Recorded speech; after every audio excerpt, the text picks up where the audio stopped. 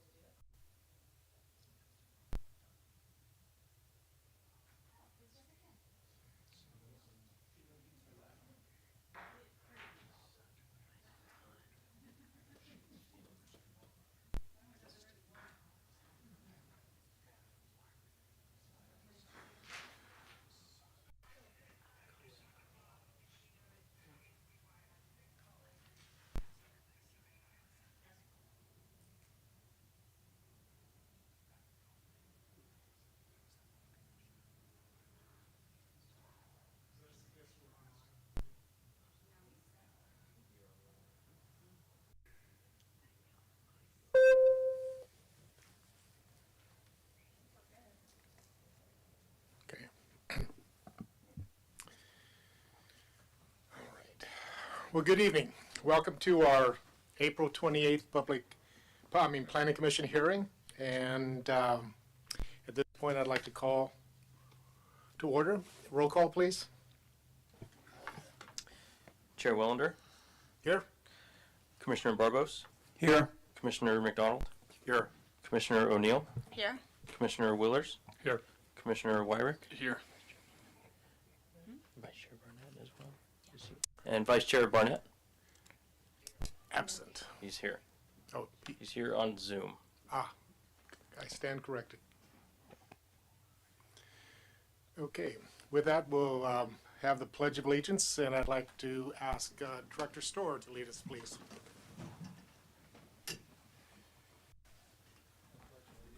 To the flag of the United States of America, and to the republic for which it stands, one nation, under God, indivisible, with liberty and justice for all.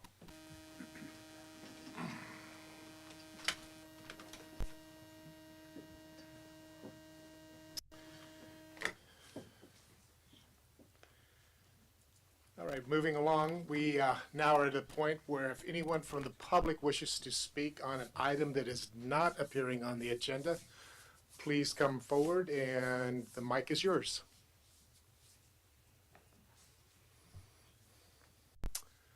Seeing no movement, I'll bring it back to my fellow commissioners. We want to review and accept the agenda as written, or do we have comments about any changes or alterations? I move to accept the agenda. Is there a second? Second. Roll call? Do a roll call. Commissioner Barbos, Yes. Commissioner O'Neill, Yes. Commissioner McDonald, Yes. Commissioner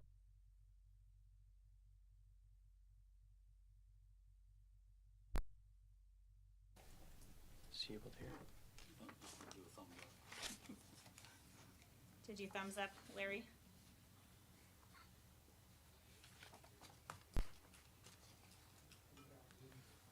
To approve the agenda. To approve the agenda. Thank you. And Chair Wellender. Yes. Thank you. The motion passes unanimously. Late correspondence.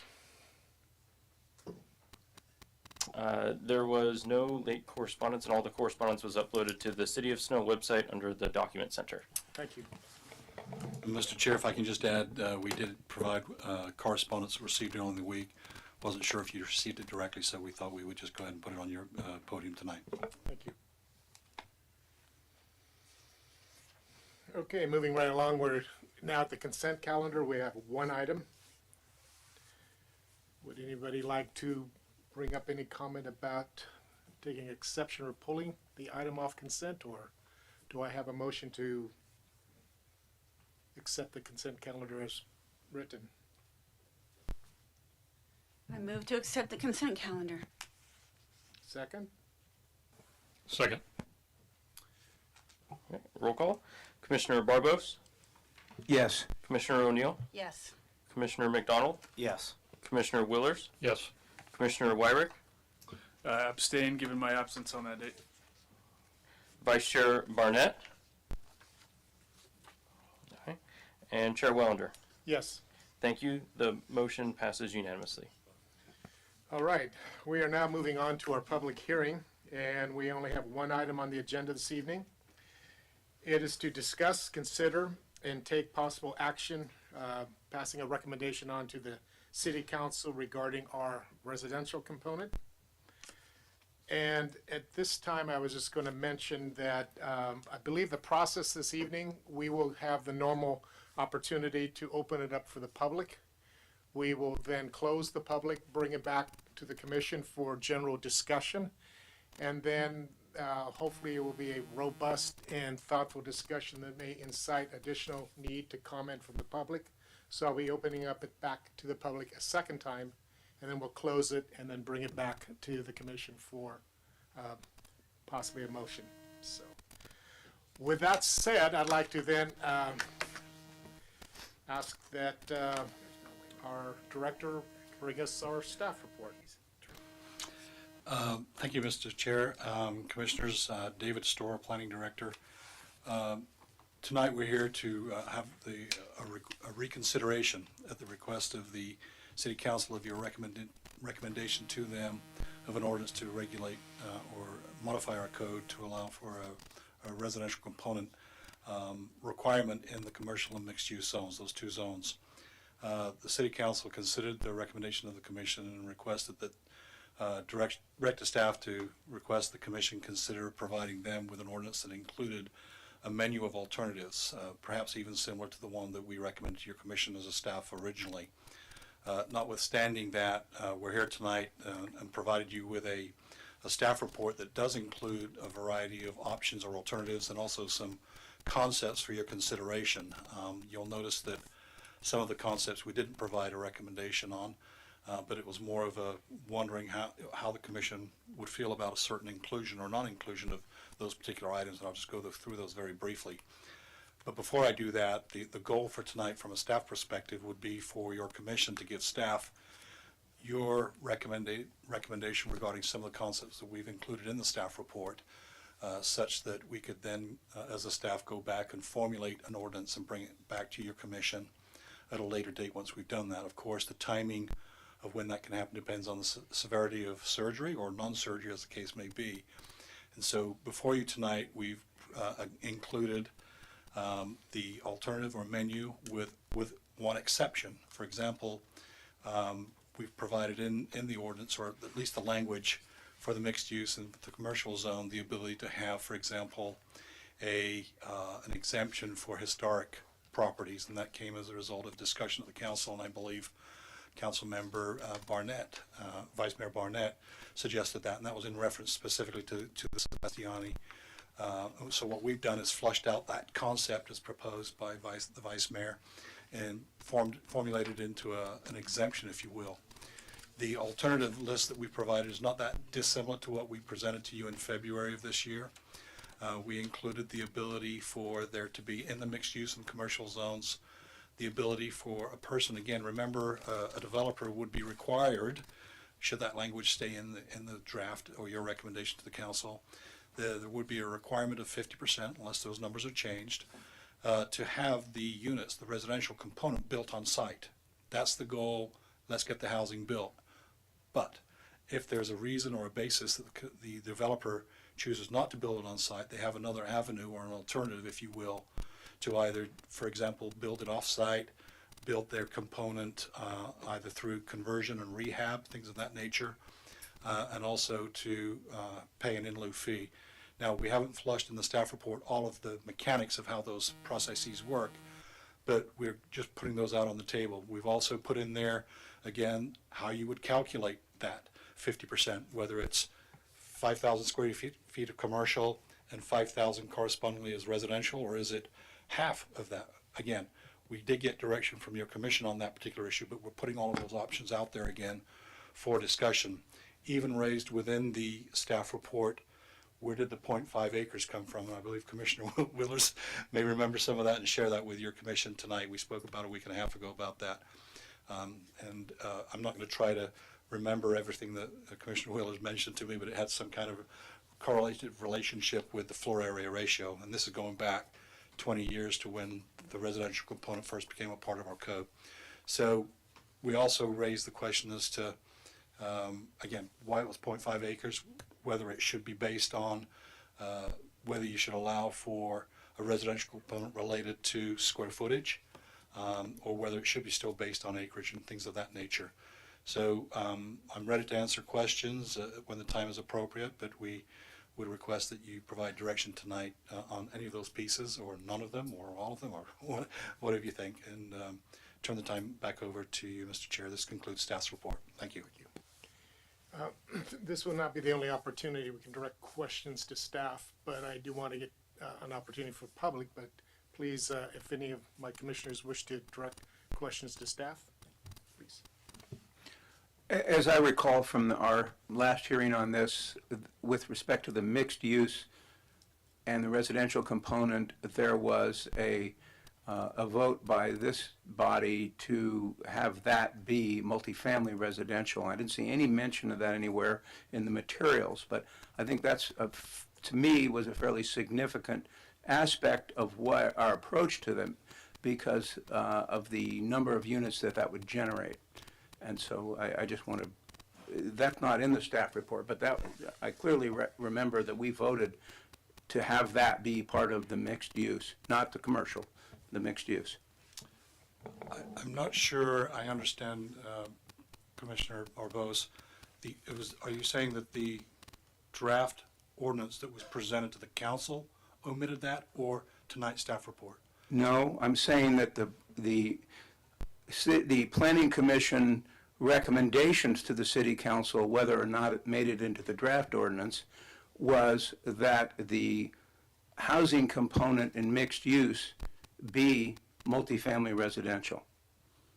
Well, we can certainly include that if that's your direction tonight. Thank you. Yes. Anyone else? Anything from our?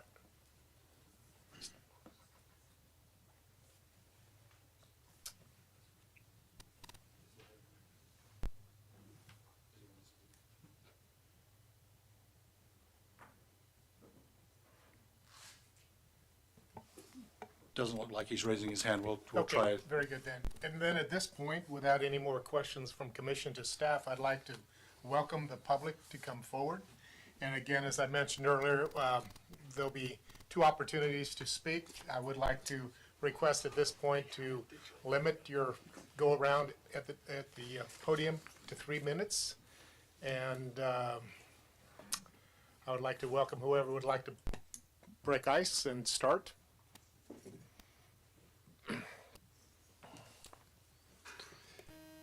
Good evening, Commissioners. I'm Bill Hooper with Kenwood Investments, 144 West Napa Street. We addressed you before. We've also spoken at the City Council meeting, so I'll be brief and just sort of hit the highlights.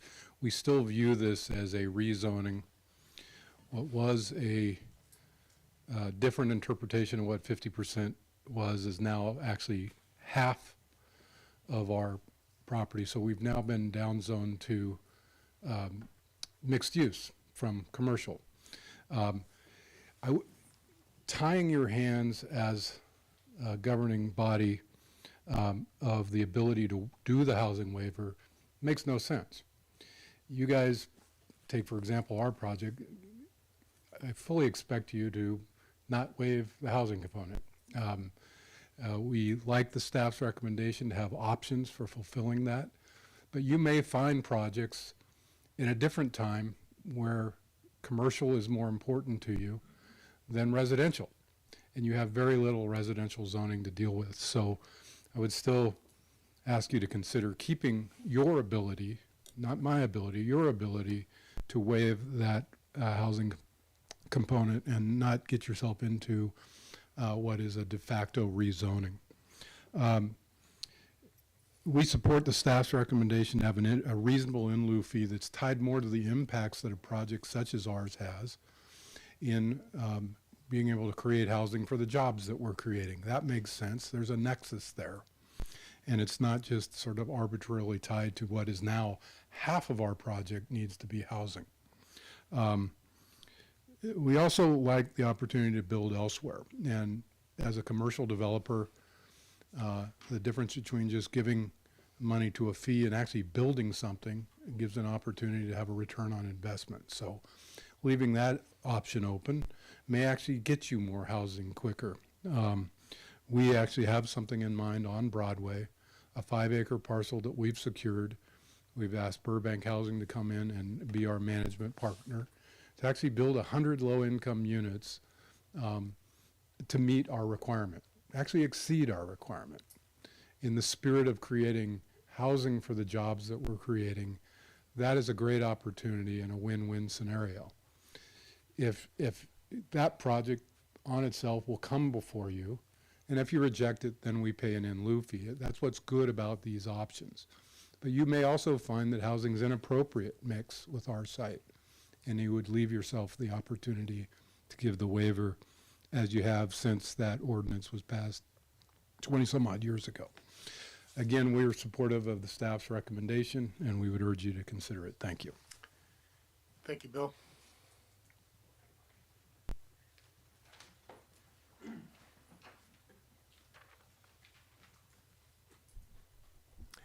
Good evening, Commissioners. Michael Woods.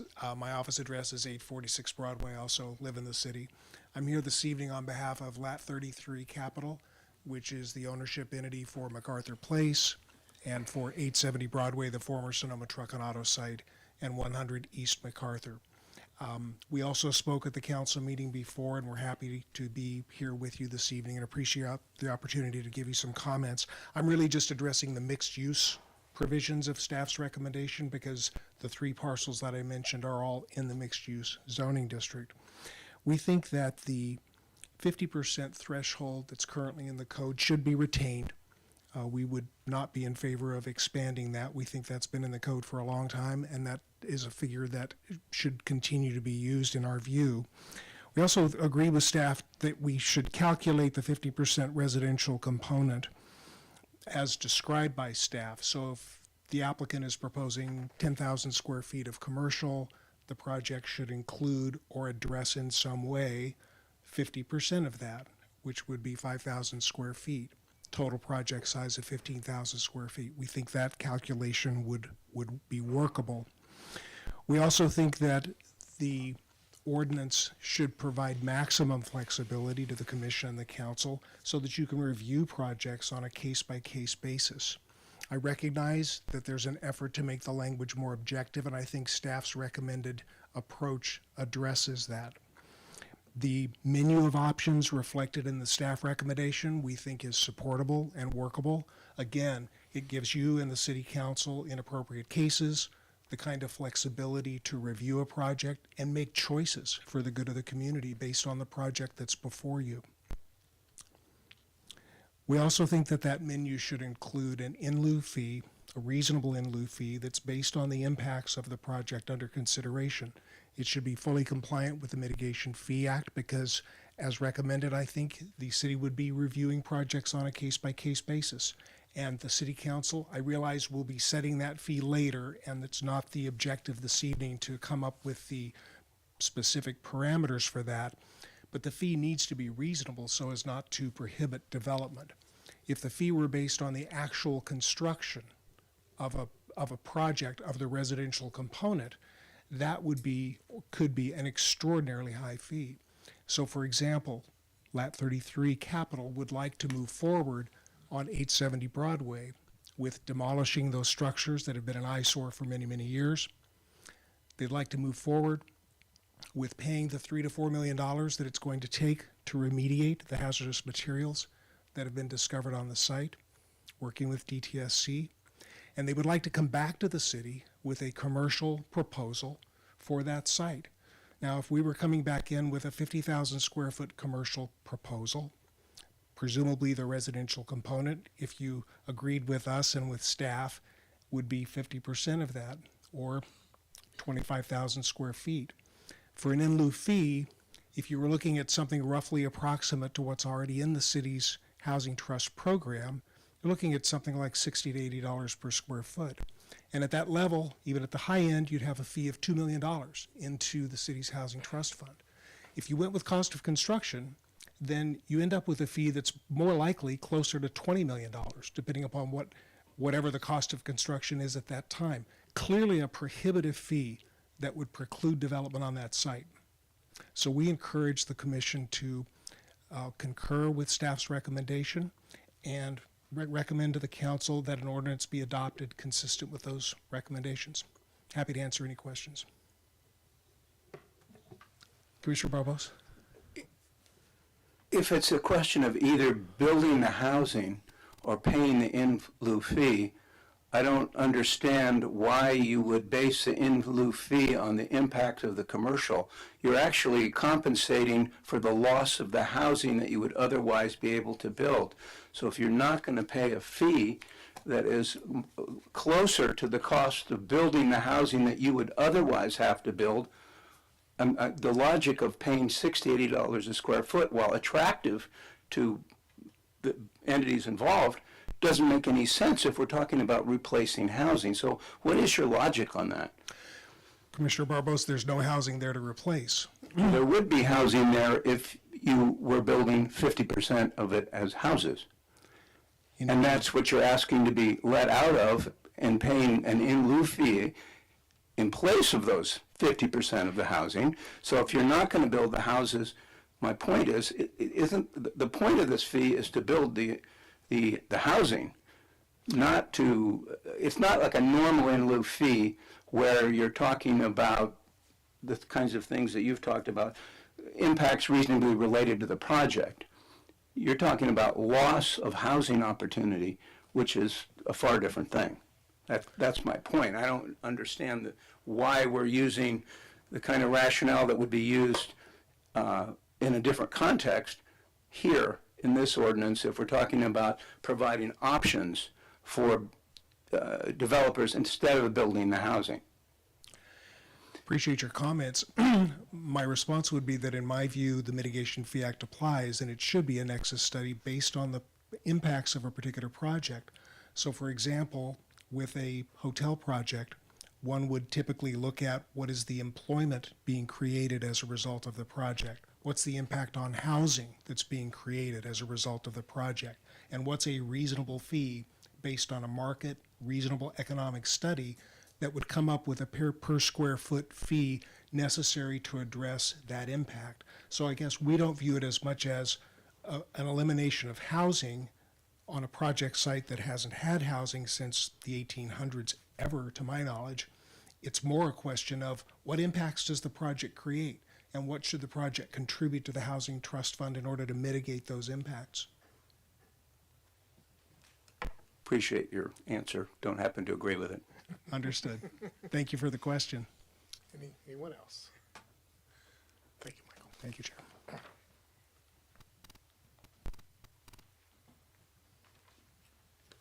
Hello, I'm Jocelyn Vick with the Sebastiani Theater Foundation at 476 First Street East. And first, I just want to say thank you to all of you for doing the work that you do because you make an impact in our community, and we appreciate it. So thank you. Your support of the alternatives for the residential component requirements for the code are really helpful to people like the Sebastiani Theater Foundation. We're a nonprofit downtown. We don't have a lot of square footage anyway, and it will just allow us and people like us to be creative and efficiently be able to keep our businesses going. So I thank you for listening, and I hope that you'll consider the alternatives. Thank you, Jocelyn.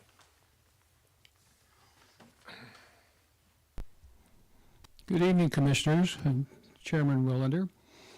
Robert Demler, 649 First Street West, Sonoma.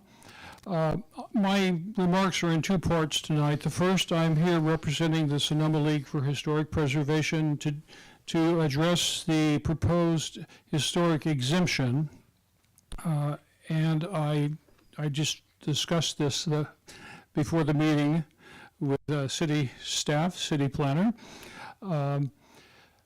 This remark is not meant to be patronizing. It's a good start, but those structures would be treated specially anyway. I believe that, and the League believes that, it should cover what is called in Sonoma the historic overlay, which is a broader sweep of geography in the central part of our town. So I would recommend substituting the Sonoma historic overlay instead of the inventory of historic sites and structures as listed by the city, and which is being added to from time to time. But as I say, those would be specially treated in any event. So thank you for that. Secondly, on a personal level, and it's all for free. Those of you who know me personally know my personal politics, and I am rather left of Bernie Sanders. I don't think a city should have a housing fund. I think a city should have a building department that facilitated development. And we have a reputation in Sonoma, as all of you know. You don't have to admit publicly, but I'm saying it publicly. I think also that the 50% requirement should certainly be discretionary, not mandatory. And I think 50% is excessive, and to go even in what's been proposed in the mixed use to 80% is outrageous. Totally overreach. You're not having a commercial development, you're having a housing development. And so those are my personal comments. I hope you will consider thinking about the impact of those. And back to the historic bit. The historic overlay, there are very few potential candidates for some larger form of development. And in my opinion, the city council and the city commissions, plural, are always discussing the congestion in downtown, and to build more housing units in downtown, I think would not be something that we would really want to force upon our citizenry. Anyway, thank you for hearing me on both counts, officially and personally. Thank you, Bob.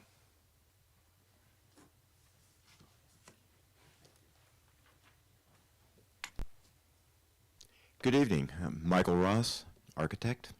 Thank you for receiving my letter of April 26th. There's some specific comments and suggestions in that I invite you to read. And if you would like to discuss offline, I'm available.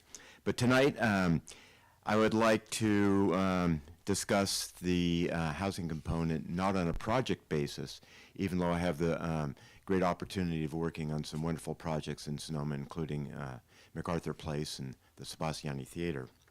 I believe this is a citywide land use topic which should be approached in a townwide context.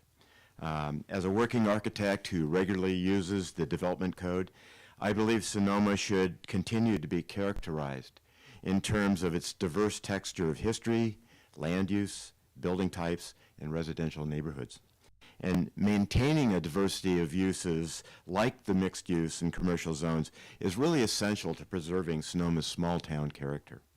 And if we start blurring the lines between mixed use and commercial properties so they become more residential zones, I really believe this is going to lessen the rich texture of our community. And so I think that there's a de facto move afoot to change commercial to mixed use and mixed use to residential that we should be careful about, because in the future we may really want the commercial zone back as itself and the mixed use zone really mixed.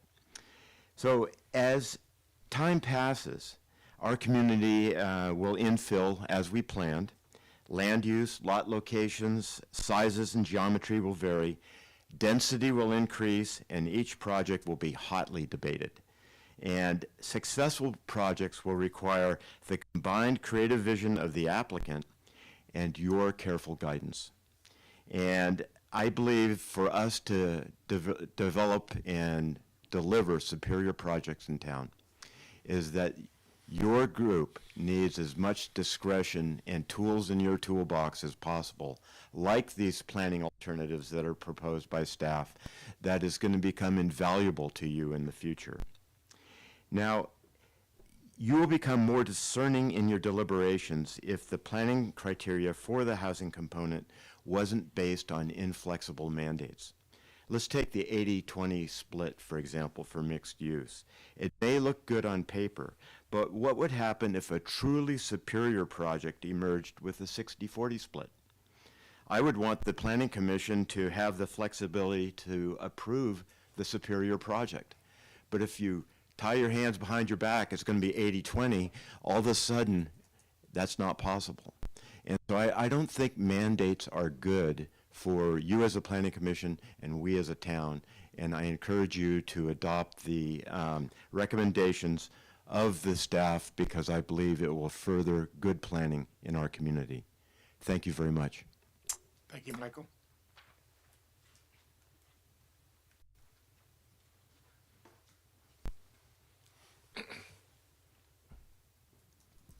Laura Havlick, Sign of the Bear, 435 First Street West. I apologize, I'm playing a little bit of catch up. I did not realize this related to us until reading the code, that My concern is fairly specific. On page 13, paragraph 4, where you're considering making this apply, we're in a commercial zone in a commercial property, and the commission is considering making this apply to lots under a half acre, which we are one, and I am concerned that it could have unintended consequences. After 2017, I think every commercial building owner really needs to consider a natural disaster rebuild, and it would be cost prohibitive with these kind of mandates for a small, larger lots presumably come with developers with better expertise and better systems, and owner-occupied sort of mom-and-pop operations on small lots. I feel like we're full-time running just to keep up with what we're trying to do every day, and every building owner now needs to consider whether you could afford to rebuild in the event of a natural disaster. I don't think, I love the diverse character of our town. I'd like to see that preserved, and I'd like to see small business and owner-occupied lots continue to thrive here. And thank you all for working so hard to keep Sonoma thriving for everybody.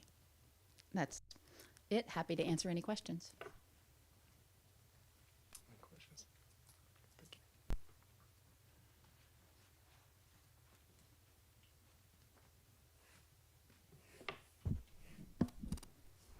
Good evening, Chair Wellender and Commissioners. My name is Carol Marcus, 873 First Street West. Excuse me. Thomas Elias's opinion piece in yesterday's Index Tribune notwithstanding, the changes the Commission is considering have nothing to do with an exaggeration of a housing crisis. They have everything to do with how we want to see our city shaped in the future, and how we wanted to see our city shaped almost 20 years ago when our current general plan was put into place. The city codified the goals and policies of its development in the general plan and implemented the policies in our development code. These goals and policies envision and require a mixture of residential and commercial development in the commercial and mixed-use zones. The city's policies have been in place for almost 20 years.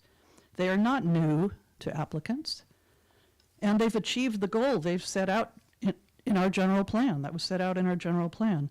The city has required a minimum of 50% housing in the MX zone, and it's always been a 50% of the built project area. There's been no gray area as to what 50% means. Most approved projects in the MX zone have produced closer to 80% housing, and the city has required a minimum of 50% housing in the commercial zone and has denied commercial projects that don't include the required housing. The reason the city has done such a good job at meeting its arena numbers in the last cycle is precisely because we have enforced our development code. As you know, our arena numbers for the next cycle are about twice what it was in the last cycle. Now is not the time to allow applicants not to produce housing that is required and has been required in our development code for the past 20 years. Staff's recommendations for alternative compliance methods will produce a net loss of housing if they produce housing at all. I spoke in support of your recommendations for the commercial and mixed-use zones at the recent City Council meeting. My feeling is that you should simply change the should produce housing clause to shall in both the MX and commercial zones and leave it at that, which clarifies the requirement until the housing element is updated, which it will be this year.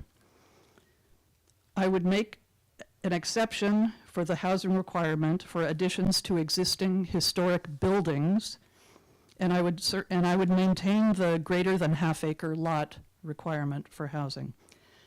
To begin implementing alternative compliance methods before you even have the policies in place via the housing element is putting the cart before the horse. Thank you. Thank you, Carol.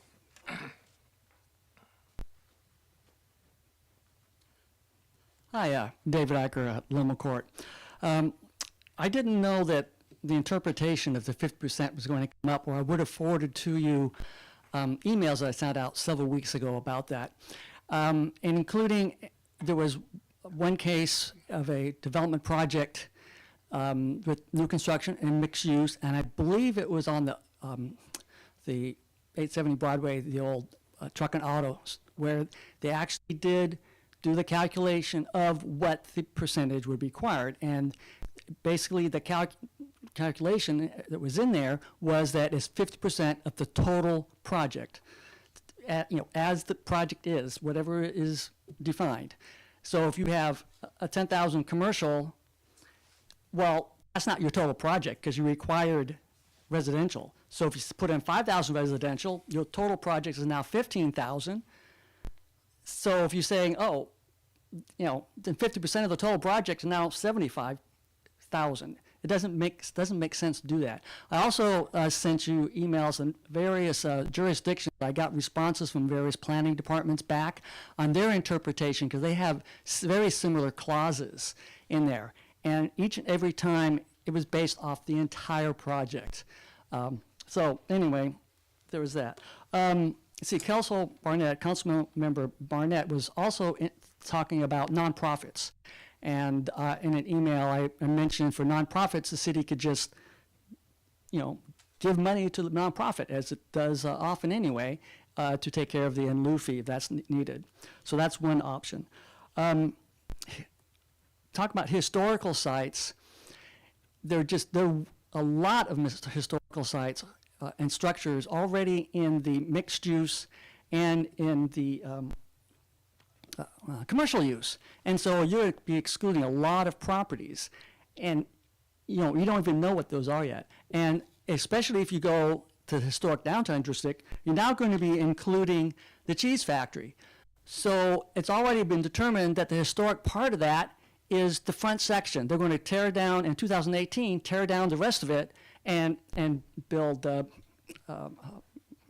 marketplace there. But if they tear down the rest of it, put in 2 stories of retail, they don't have to put any housing in there requirement. Otherwise, with the 50%, you would require, hey, second floor housing, first floor retail. And in terms of where to put housing, to reduce vehicle miles traveled, it's best to put it in downtown, near the commercial district. And that's why the state of California is even mandating, raising limits near transit hubs and at other areas so that you reduce vehicle miles traveled.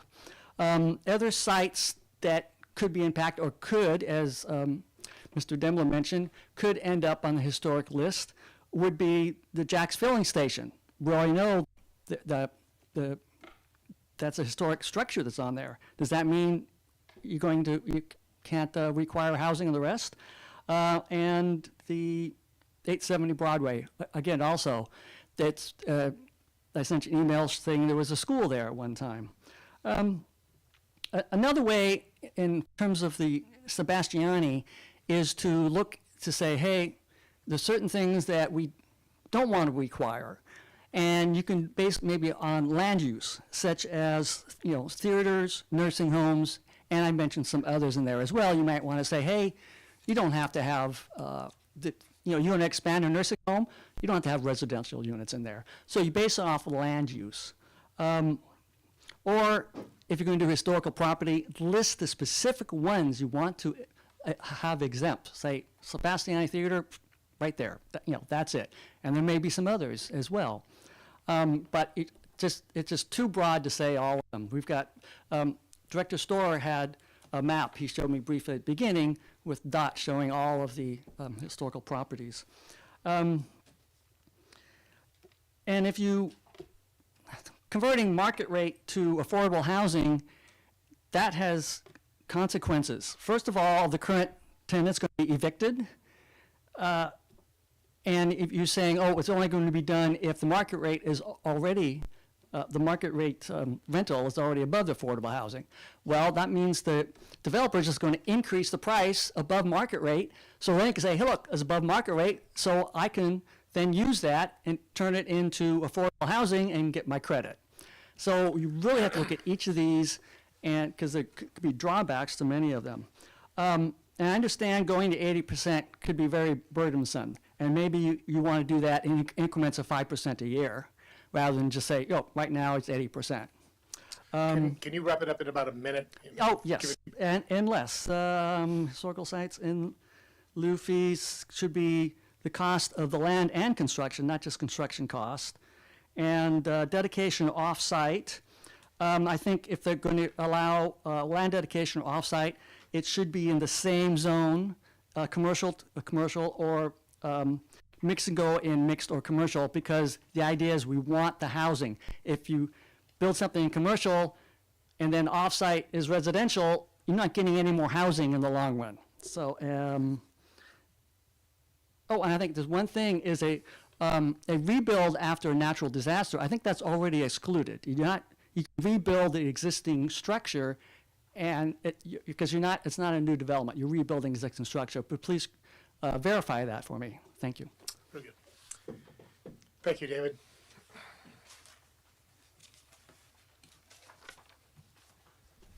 Good evening. Joe Walsh, 9128 East Mountain Spring Road in Scottsdale. It's nice to see everyone again. I represent Lat 33 Capital, the owner of MacArthur Place, the parcel that's in between MacArthur and the Sonoma Truck and Auto site, and the former Sonoma Truck and Auto site. I think Mr. Woods recapped quite well the company's stance on the agenda item that you're considering. So I thought I would give an update on our projects. The first item is thank you very much for the approvals on the entitlements. So we were approved for 11 guest room entitlements in August. I sort of asked that we move forward quickly to get those approvals done, and you came up with a sort of on-the-fly solution. That really helped us move forward through the building permit process, and we're currently doing the first phase of the guest rooms. The building permit is almost ready, and we'll start that in the fall. The approvals that we received on the spa project are greatly appreciated. We've started construction on some of the ancillary parts of the spa, and that also will begin full construction in the fall. The code modification is very important to us, as you know. The 870 Broadway parcel was purchased. Our company would like to bring forward a plan to an application to move forward with approvals for a commercial project. As Mr. Woods recapped, there's a significant investment in the environmental cleanup of the site, and it's also, very unsightly. So we'd like to move forward with all that, and we appreciate your efforts. On the housing point, very important topic. We think that a nexus study with some economics behind it on the impact of a future project is important, and I think that's one of the options that staff has had. And we think that our projects have done also, it's been great to work in Sonoma. Our projects have also been very beneficial to the city. I think we've developed a great project in the continuation of what Suzanne Brangham had done. And the driving revenue from the transient occupancy tax and the sales tax. And we think that our project that we'd like to bring forward in the future for 870 Broadway would do the same. I can answer any questions, and thank you for your time. Questions? Well, good. Thank you, Joe. I've gotten all my steps in today. Love technology. All right, I think I've seen everybody come forward, and I thank you for your participation. And so I think at this time, I'm going to give our planning director an opportunity to make a comment. Thank you. Just for the purpose of the outline of your discussion, perhaps it'd be helpful for the staff to kind of focus it on the points that we have. If there's consensus in general direction, that will give us the ability to craft an ordinance to come back. Then we can kind of determine the scale and the size of the surgery or the components that need to be included. And then we could then determine an appropriate time that we think we could come back to your commission. With respect to a question that came up at the city council, it was with respect to the percentage of the 80%, the 20%, and whether it's 70 or 30 or anything that deviates from the 50. If you may recall, the code was done in 2003 prior to the general plan in 2006. So the question of policy versus the development code has come up. But I do want to ask Jeff to just comment on the necessary or unnecessary need in reviewing any number relative to CEQA. I believe his staff has had a look at that, and I'll turn the time over to Jeff. And that will conclude my comments, Mr. Chair. Thank you. Yes, thank you, David. Two comments I'd like to make, and the first one deals with CEQA. CEQA is triggered with change. We know that. If you don't change anything, then there's no impacts to be analyzed. So whether you go up or down on the 50%, you are triggering some type of analysis. You need to determine what impact that might have. So if you move from 50% to 80%, in my view, that will trigger a CEQA analysis, and this process will lose its categorical exemption, which is the CEQA analysis that we're currently basing this process on. So that would trigger a CEQA analysis if we move from 50 to 80%. Number two, the question of fees, I think, needs to be clarified. First of all, we all know that the council will be the final arbiter of the nature of those and amount of those fees. But I disagree with Mr. Wood's analysis that the fee that you're talking about here is subject to the Mitigation Fee Act. That act does require the council to engage in analysis, an economic analysis of the impacts of a development to determine what type of fee would be appropriate to mitigate those impacts. It's called a DIF, a Development Impact Fee, and the acronym is DIF. We already did that with commercial development. We all know that. The city hired Kaiser Marston, a very well-respected analytical and economic impact firm, and that analysis, I forget how long ago it was done. It was 2 or 3 years at least, and the council, based upon that analysis, did come up with a commercial impact fee regarding residential. So we're not talking about that anymore. The fee that's at issue here is policy-driven, and the courts have upheld these types of fees. They're akin to, the courts have analogized them to a zoning requirement, a setback requirement, a height restriction. These are policy-driven. The council in 2003 decided that it was important that the commercial components include, rather commercial developments include a residential component. That was a policy direction given at that time. That was based on the kind of legislative authority that the council has in actually determining what kind of districts there will be in the first place and what types of uses would be allowed in each of those districts and the boundaries of those districts. It's policy driven. As long as it's uniformly applied, it would not require some sort of impact analysis. One court has even stated that, for example, art in public places fees do not require an impact analysis. Those are policy driven. So that the fee, the fee that's at issue here tonight, as I mentioned before, will ultimately be determined by the council. And what that amount would be will be left to the council to decide.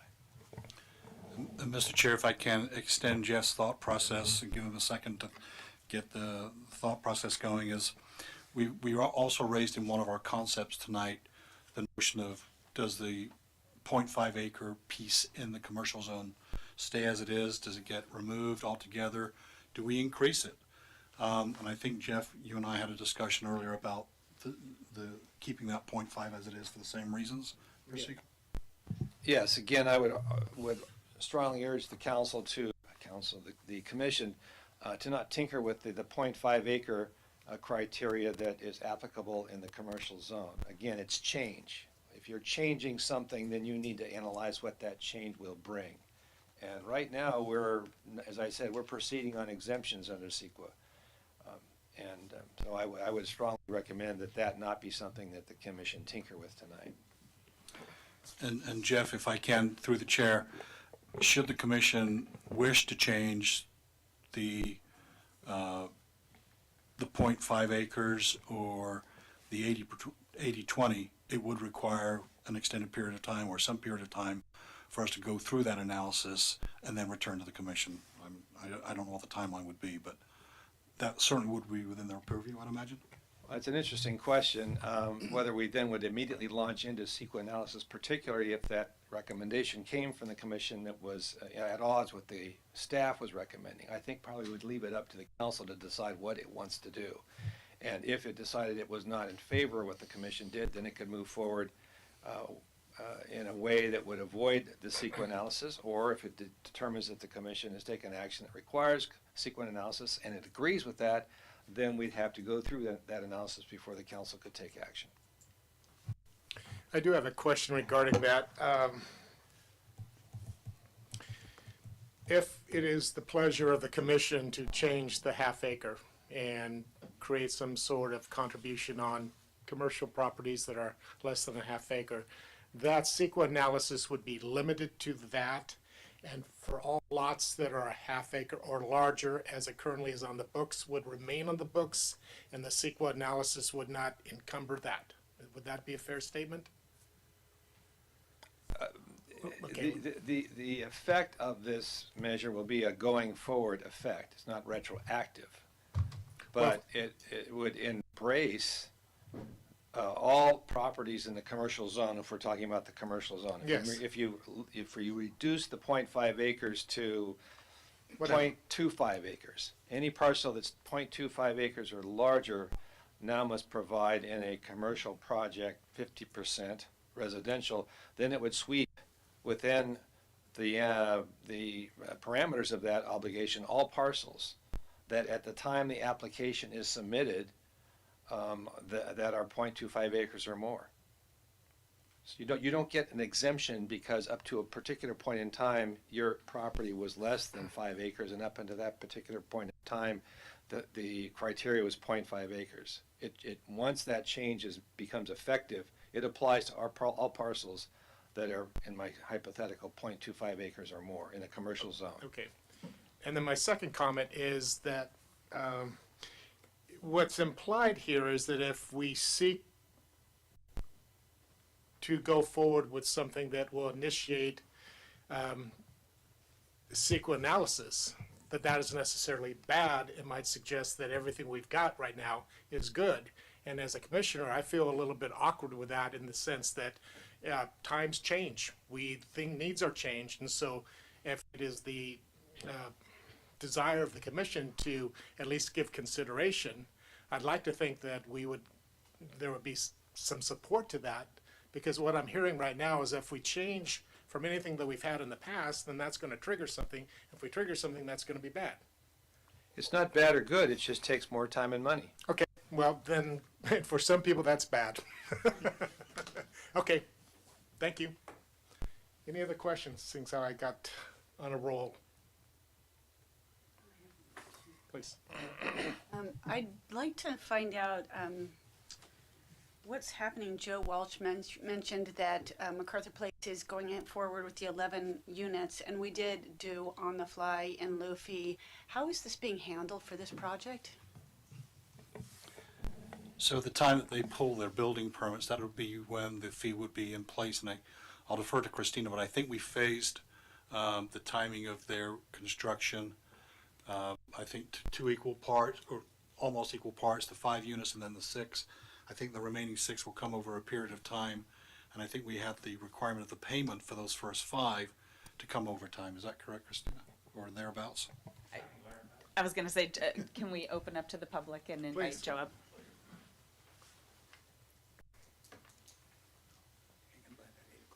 Sure, that's a great question. The 11 entitlements, the final verbiage was when we get we can pull a building permit, we build the units, and then from the date of a certificate of occupancy of each unit, the clock starts, and then in essence it's over a 4-year period. So the first 5 units, we would pay in essence $100,000 per key, and it's about 4 years after the occupancy permit. And then if I recall, Joe, the thought process was that if there is a new fee in place at the time you pull your units, Right. for 6 through 11, you would be paying that fee at that time because that's when the fee would come in. Right, and the the $100,000 per key was higher than we had thought. We would like to support the housing trust fund, so I've budgeted the current fee, and we got the approval to build the first phase of the 5 unit, and we understand what the fee is, and that's in the pro forma now.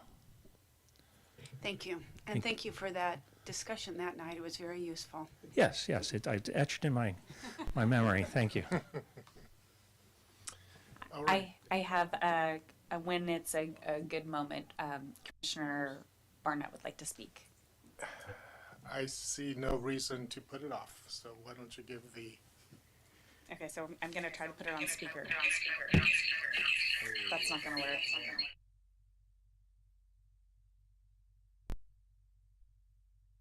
Stand in front of us about 5 feet away. We're working on it, Larry.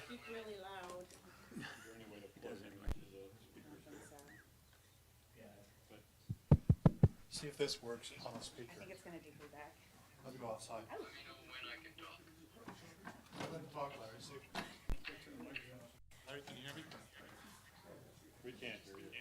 Because we don't have Wi-Fi. The Wi-Fi here. I don't know. He's not talking, that's why. So Comcast is doing maintenance.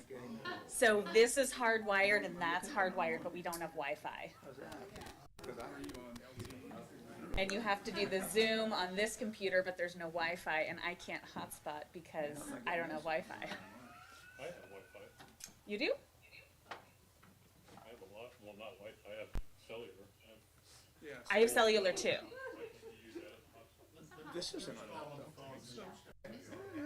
It's not hooked up to my Verizon account. Yours, cities, right? I don't know. Your dad, I think so. So what are we talking about? My eyes are glazing over? Who has Wi-Fi and who doesn't? It's like who's cool and who's not. I'm not. I call him to talk about.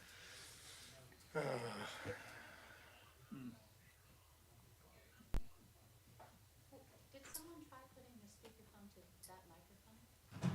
There you go. Yeah. Let's try that. Larry, can you hear me all right? I can hear you fine. Let's just go with that.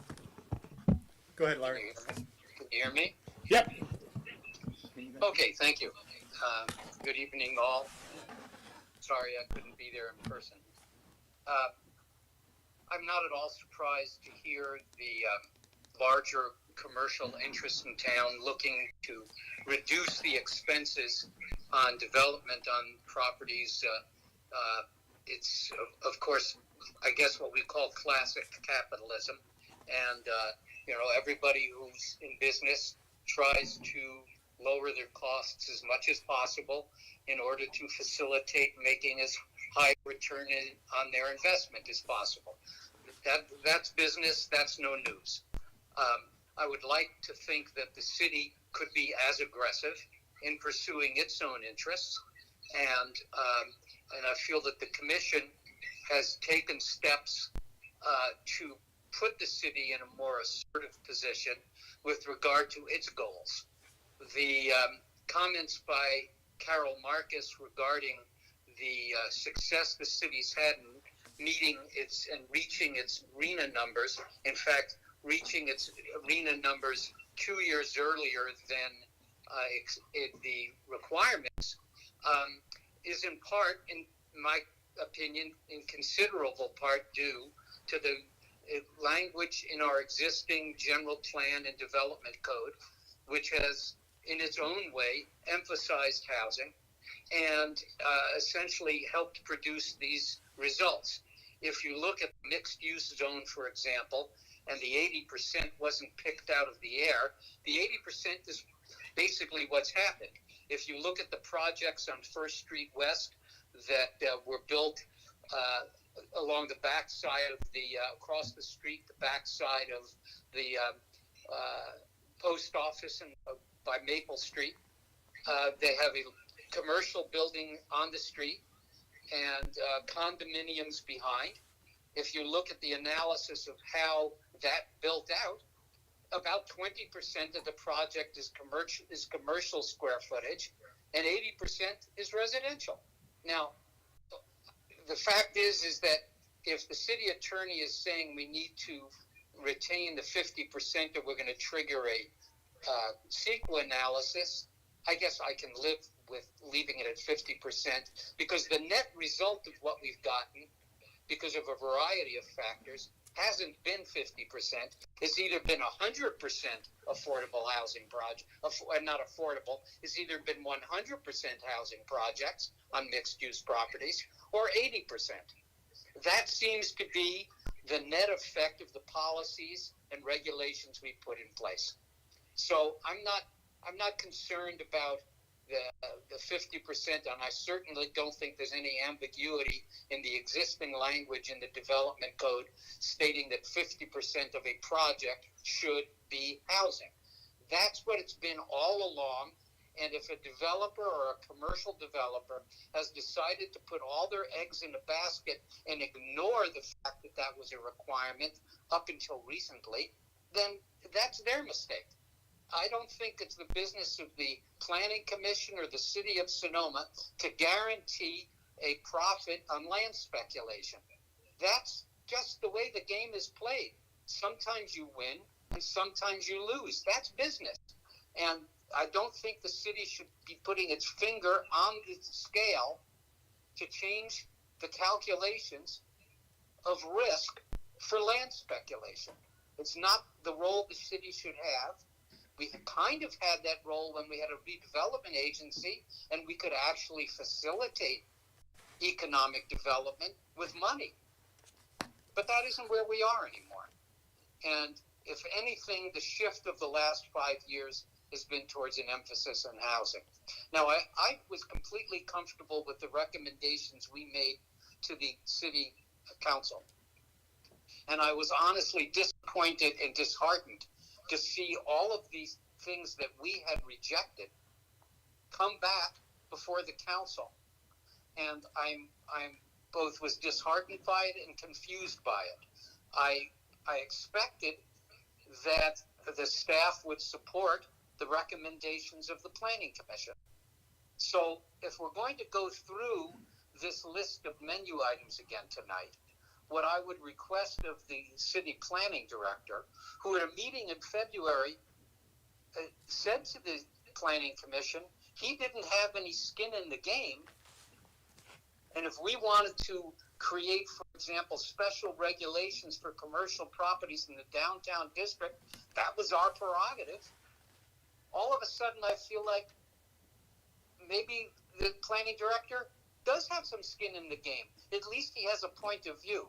And so what I ask of our planning director tonight as we go through these menu options is to explain to this commission why it is he's recommending them.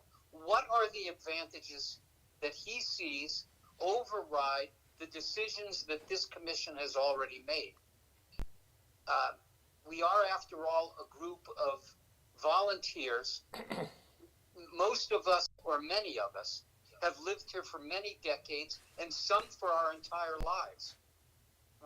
This is a community that we volunteered to assist, and many of us have been involved in leadership and planning issues in this community for a very long time. So I think we've got a stake.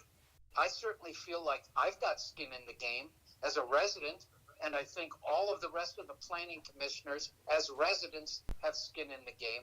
I'm not really sure what staff's recommendations indicate to me about what it is that we've done or are doing that didn't deserve more support. So, Mr. Storer, I would hope that tonight, when we go through this menu list, you will be as clear and direct as possible in explaining why it is you're in favor of what it is staff recommended that the commission rejected. I understand council wanted to have more flexibility, and I think there's a way of doing that, and some of those things may incorporate and probably will incorporate some of the ideas you've suggested, but they all need to be fleshed out.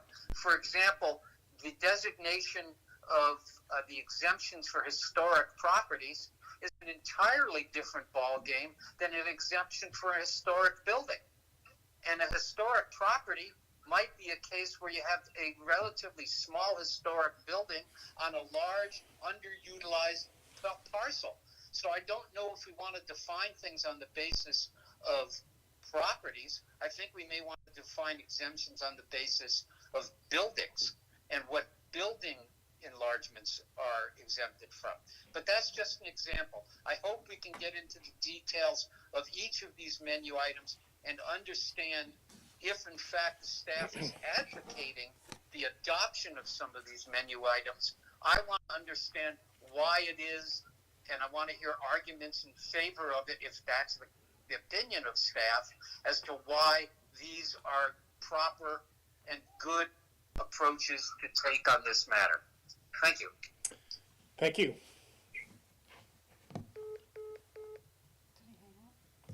I didn't hang up on him. You hung up on it. I've got my other phone here to hang up on him. Well, he broke ice and has started the discussion. I do want to make a comment, though. It seemed that one of the reasons we're here tonight is that City Council has directed us to revisit, and that's what we're doing. We're revisiting, and we have a series, or we have a menu, and I would, love to have a robust discussion regarding each and every menu item. And I think we have the opportunity, if we wish to ask for more specifics from staff, so be it. But again, that's why we're here. And so, having said that, let's open it up for some first round of discussion. Mr. Chair, if I can, to have that discussion, I'll respond not necessarily directly to Commissioner Barnett's specific questions, but some broad generalities, and then we can go from there, and I'm happy to take more questions. I'll start with the last topic, and that was the historical exemption. Again, for those of you that were not in attendance at the City Council meeting, I believe, again, the question about how do we deal with 501c3s or historical structures or people that want to add on a small amount of square footage, for example, at the Sebastiani. I came up with the notion to address that specific concern from, I believe, Councilman Vice Mayor Barnett, was to have that sensitivity in place. In 2006, and I believe Commissioner Barnett was on the council at the time, they adopted a resolution. They adopted a resolution that listed approximately 94. I'm going to say it's 94. I counted it once, but I didn't count it twice. But 94 sites and structures. And the reason I say sites and structures is because that's what the resolution actually says. Now, on all of those 94 locations, if you will, by address, not by APN, we've mapped where those are. I have a diagram here that I can show later if there's of interest. And it's only one. It's a 2x4 or something, a 3x6 or whatever it is. And that list of 94, I think almost to a parcel, has a structure on it. So it's not like there's a vacant piece of land in town. But the actual resolution says sites and structures. So for the purpose of the discussion, 94. The last provision of that resolution says that at some point in the future, successive structures are added to this list, or sites and structures are added to this list, if the State Office of Historic Preservation takes an act to put that designation on a site or structure. So those are automatically added. So since 2006, we've counted about 43 added to that list. And so that's the starting point to address the Sebastiani, because that is on the original list of 94 as modified. And I'd be happy to share that diagram, pass it around, let you kind of see what we've done. What I've also done on this diagram here is place the planning areas of the city, whether it's the northwest, central west, and then the Broadway corridor, and then the Sonoma Highway, West Napa corridor. And then I've plotted where the historic sites are that I've just talked about. They're called the significant resources, sites and resources in our city. And I'd be happy to, I'll pass that around so you can see it. Christine, if you want to just go grab that. It's on that back wall there. And then apologize for the stickies that are on there, and I'll just explain those. Those will be of interest, I'm sure, at some point if we talk about floor area ratios. This is where you want to go to this session on how to do. Yeah, there's a session at the conference talking about how to do better visuals, and I promise I'll be going there. So what that diagram does, it has stickies in those planning areas where there are commercial zones and mixed-use zones. There's not always a commercial zone and a mixed-use zone in every planning area.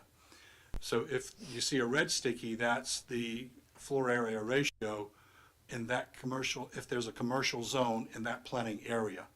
So if it says 2.0, you're looking at a commercial zone in the downtown district. So Bill, you can see that 2.0 is there. If it's in purple, that's the mixed use zoning category, you'll see the floor area there in any of those zones. And if it's missing, if there's something missing, obviously in that district, then it's not called out. So Christine, if you can put up the overhead that has the list there, please. Not the floor area, yeah, that one there. Can we see that one? So this is, I apologize for my handwriting here, but you'll see that this diagram calls out the northeast area, for example. There is no commercial zone in the northeast planning area.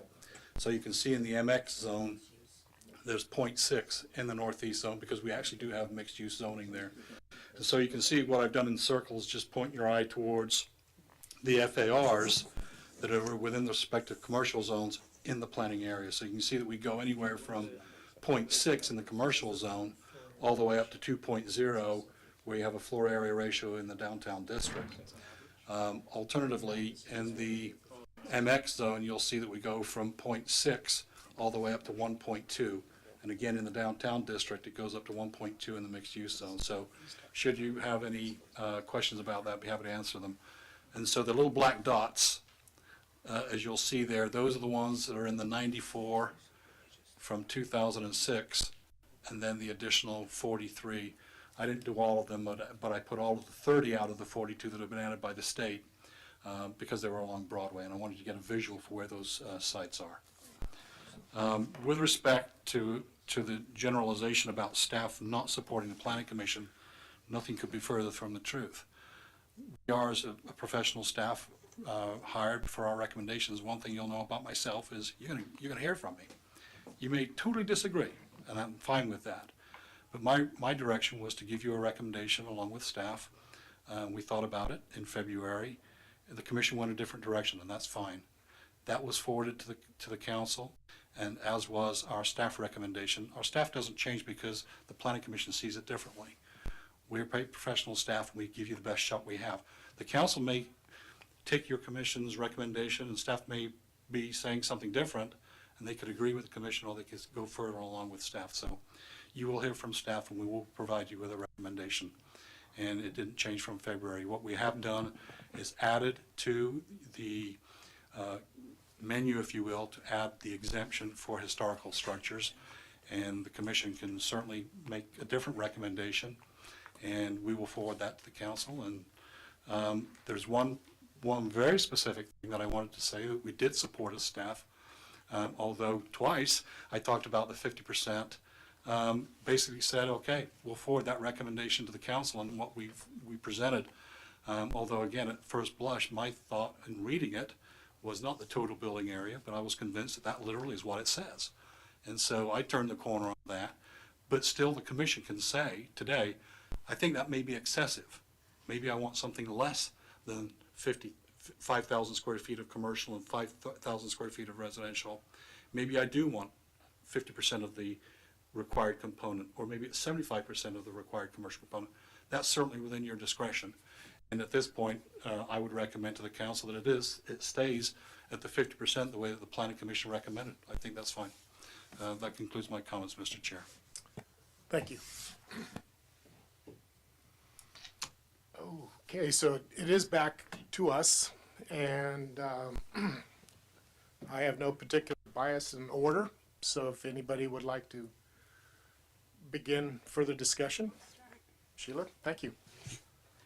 I'll go first, and then I'll circle back if need be. This discussion tonight's been great, and I really appreciate the fact that we got a do-over, because who doesn't want a do-over? This is really awesome. And I also really want to thank the people that attended tonight. Those of you that are here professionally, Michael Ross, Michael Woods, Joe Walsh, Bill Hooper, thank you. And those of you that are not here professionally, Jocelyn, Laura, Carol, David, Robert, I really appreciate this. This is just so valuable. Thank you very much. Quick going through this, what do I want to like quickly get to, and then we can get into more detail. I think that there's no reason to change the half-acre criteria. So I would see that why would we want to go through triggering a CEQA analysis on that? With Jeff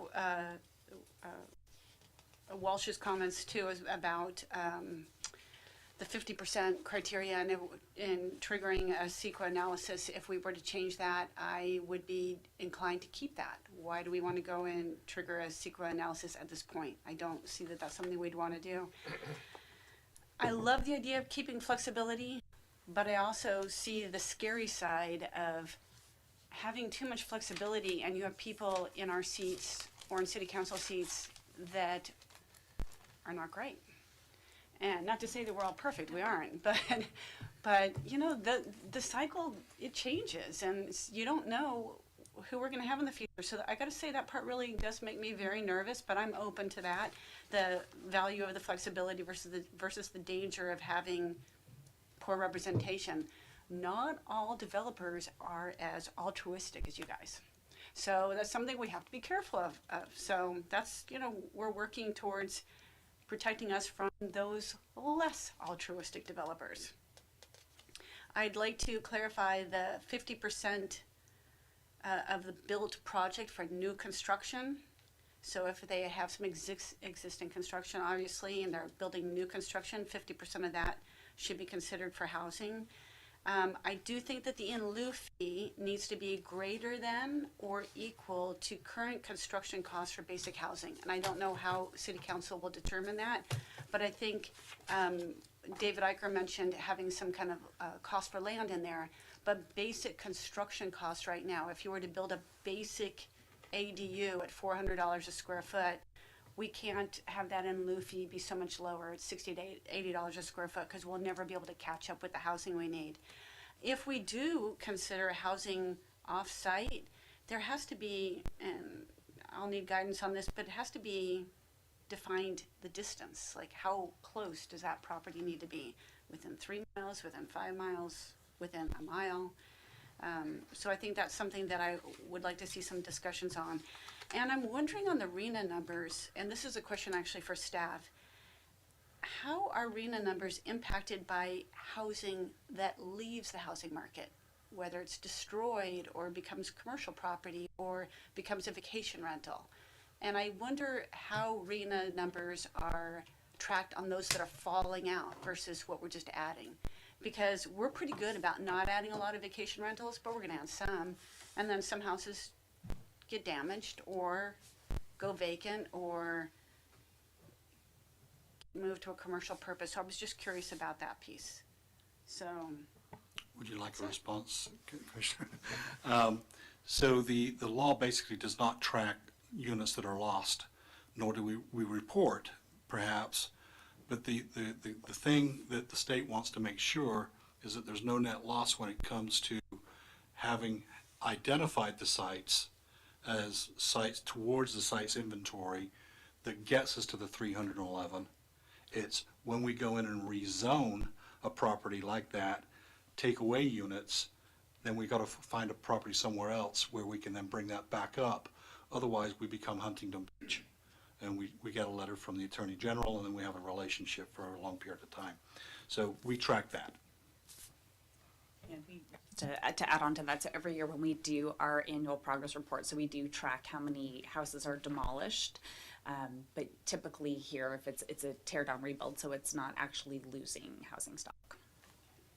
Right. And I think in the city of Sonoma, the number of houses going to other uses, vacation rentals, timeshares, whatever, is quite minimal.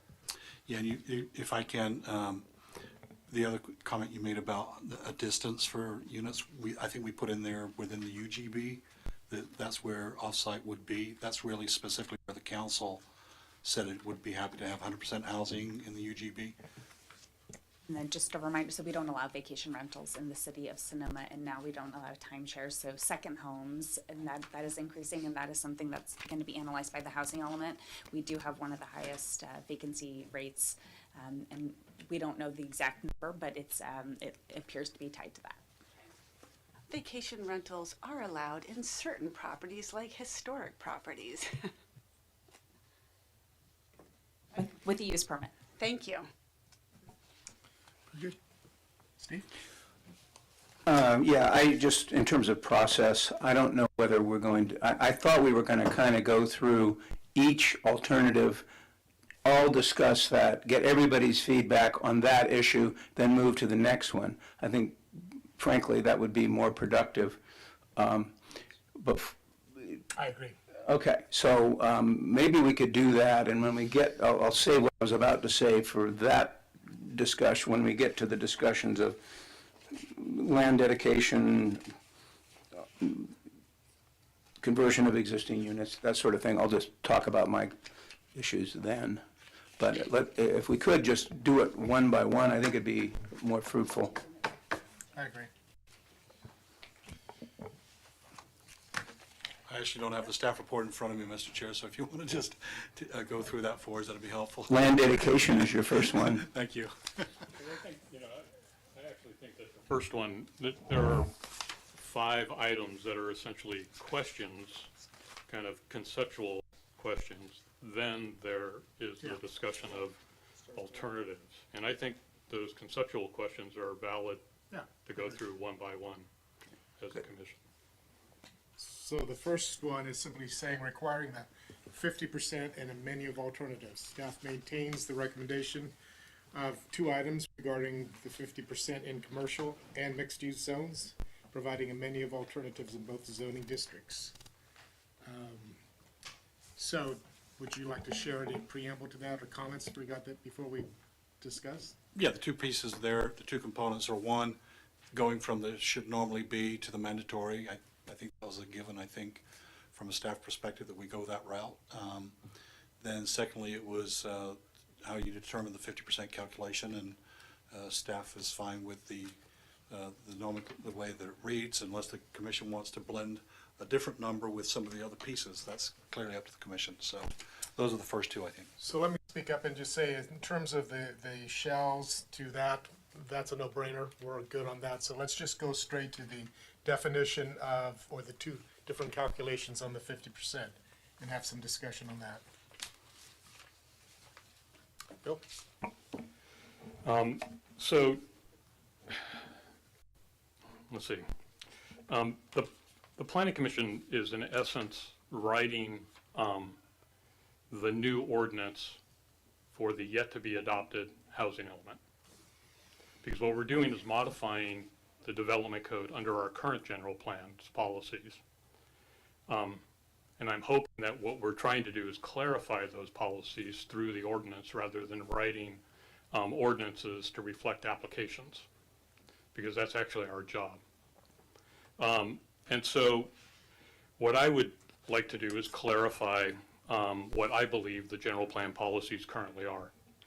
And it's supported by some language that I provided to you in the document that I handed out to you. And it relates to how the commercial and the mixed-use zones are to be treated. And I'll just try to be as brief as I can, but I think it's important to have these as touchstones. A major goal of Sonoma, this is directly from the general plan, a major goal of Sonoma's 2020 general plan is to provide a diversity of housing types available and affordable to residents and local workforce. And further down it says, the plan provides expanded areas for multifamily infill, including encouraging residential uses in the downtown area and along Broadway. Furthermore, within the gateway commercial, and mixed-use districts, the city typically requires new development to include a residential component of at least 50% of the total building area. So I think it's perfectly logical for us, at least in the commercial zone, to require 50%, while the general plan basically says at least. I would argue that the mixed-use zone has always been considered not a commercial zone. It's been considered a residential zone, and it's supported actually in the housing element as well as in the general plan. And in the general plan, it says, given land costs, the housing for lower households will most likely be developed in high-density residential and mixed-use areas where the maximum permitted density is the highest in the city at 20 units to the acre.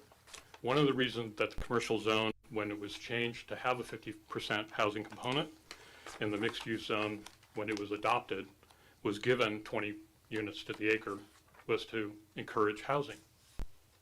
It's a pretty valuable zoning in our city. It's actually the highest zoning. And the intention was to bring that zoning high enough to allow multifamily housing on those parcels. Now, historically, it's interesting, as Vice Chair Barnett mentioned, the majority of the mixed use, in fact, all of the mixed use land that has been developed in town has actually been developed either as 100% or an 80-20 mix. If you look at the affordable housing project, Village Oaks, it's 100% affordable housing. That was a mixed use zone with a housing opportunity overlay on it.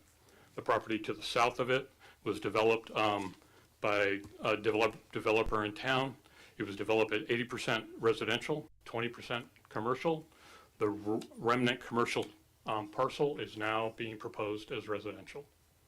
That's the one we saw a couple of weeks ago or a couple of months ago. Two properties on First Street West, one of which Mr. Demler lives in, were zoned mixed use. They were developed as a mixed use project, 80% housing, 20% commercial. So it's a pattern of the way that not only has the Planning Commission approved these projects and the City Council essentially gone along with it if they were appealed, but it's actually, I think, supported by the policies of our general plan. And to me, the idea of having to spend an additional 60 to 120 days to analyze the CEQA effects of raising the percentage in the mixed-use zone is good due diligence in respect to what we're going to be or asked to do for our housing element. We're going to be asked to support twice the amount of housing in our housing element. We're going to be asked to find places to put that. And so I think we ought to begin that process. If we're being asked to do it ahead of time, we ought to start doing it ahead of time. And so historically, that's one of the reasons why I suggested originally a 60-30 split, because historically the mixed-use zones was essentially conceived as a traditional mixed-use zone. Third-story height limits were expanded to allow for 3 stories of development. The idea being commercial on the ground, 2 floors of residential, and the height limit being allowed to grow taller if multifamily housing was built on the 3rd floor. And those allowances also were reflected in the FARs. So the commercial zone and the mixed-use zones FARs were raised to allow for the housing. So in the downtown district, the commercial zone went from 1 to 2. And why? Because 50% of the floor area was conceived as the residential component. So in essence, a doubling of the floor area to incentivize the production of housing. And in the mixed-use zone, because some of the mixed-use zones are in residential areas, those typically will have a smaller or lower FAR, not because we're trying to reduce the amount of housing, but because we're trying to reduce the amount of bulk and mass for its impact on a potentially adjacent residential use. And those mixed-use properties primarily exist along the Broadway corridor in a commercial zone, many of which, if you look at the newer mixed-use properties that have been proposed, projects that have been proposed along the mixed-use corridor, those also are primarily that 80-20 split. There are a couple that are south of Newcomb that have been developed. Those are those are either 100% residential in the mixed-use zone or a split between commercial and apartments. There was a the new one, the modern one, is in a mixed-use zone. It's 100% residential. So I would say that our policies are actually directing residential construction in the mixed-use zone. And it was never intended to be a commercial-only zone. Otherwise, we would have zoned it commercial. And so in relationship to the 50-50, I think we should require the 50% in the commercial zone. And I would, I think the problem in the current code, and I'm trying to clean stuff up here, that's why I have 13 pages of stuff to talk about. I think the problem is it says total building area. There is a definition in our code. It's called floor area. Floor area is the net amount of construction above the ground. We should relate back to that in the description. So I'm recommending further on, when we get down to the discussion of the minutia, that we change that language to be gross floor area. And that be defined basically the gross floor area of any project, new or existing. New and existing. So that's item number 1.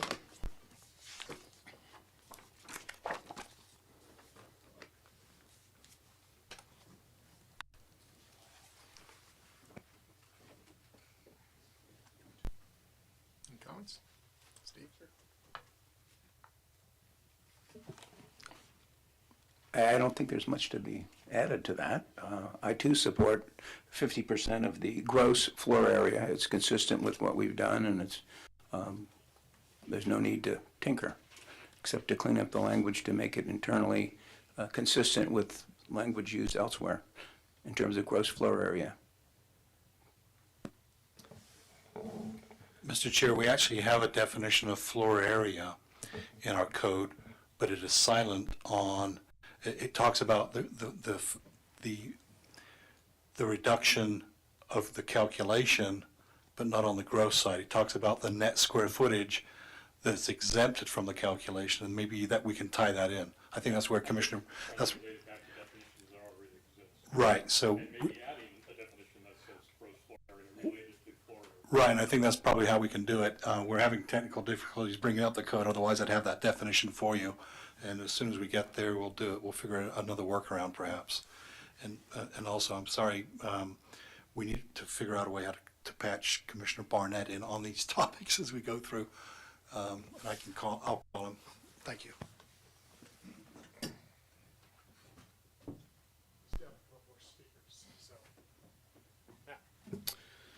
I'm going to direct my comments to in the supplemental staff report under the analysis of concepts to the first point, which is requiring the 50% and a menu of alternatives.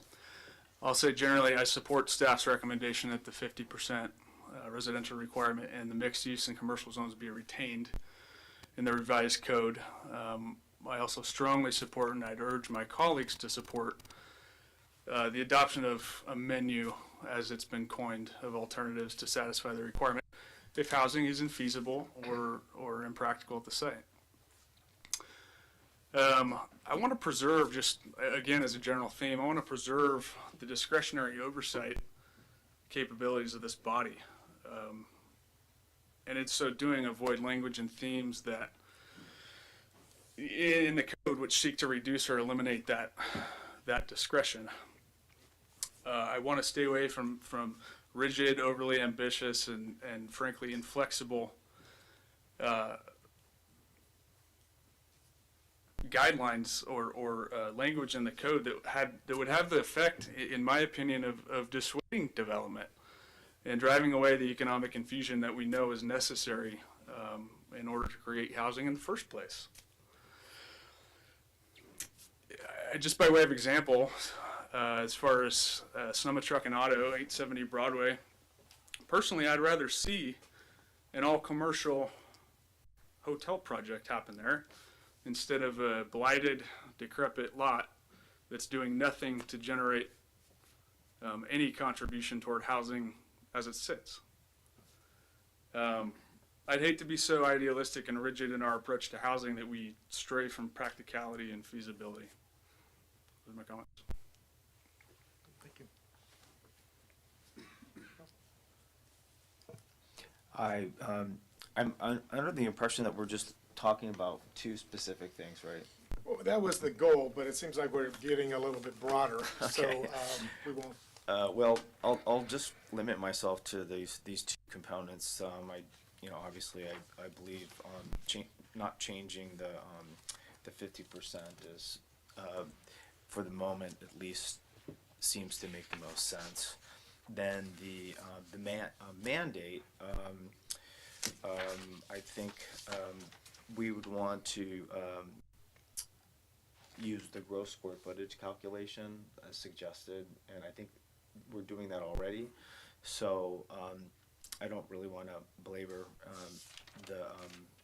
these two concepts, other than the staff's recommendations are consistent with these specific things that I support. Okay, thank you. Mr. Chair, would you like me to call the Let's Vice Chair patch it, Barnett Larry. and then Pat Great. Schuler?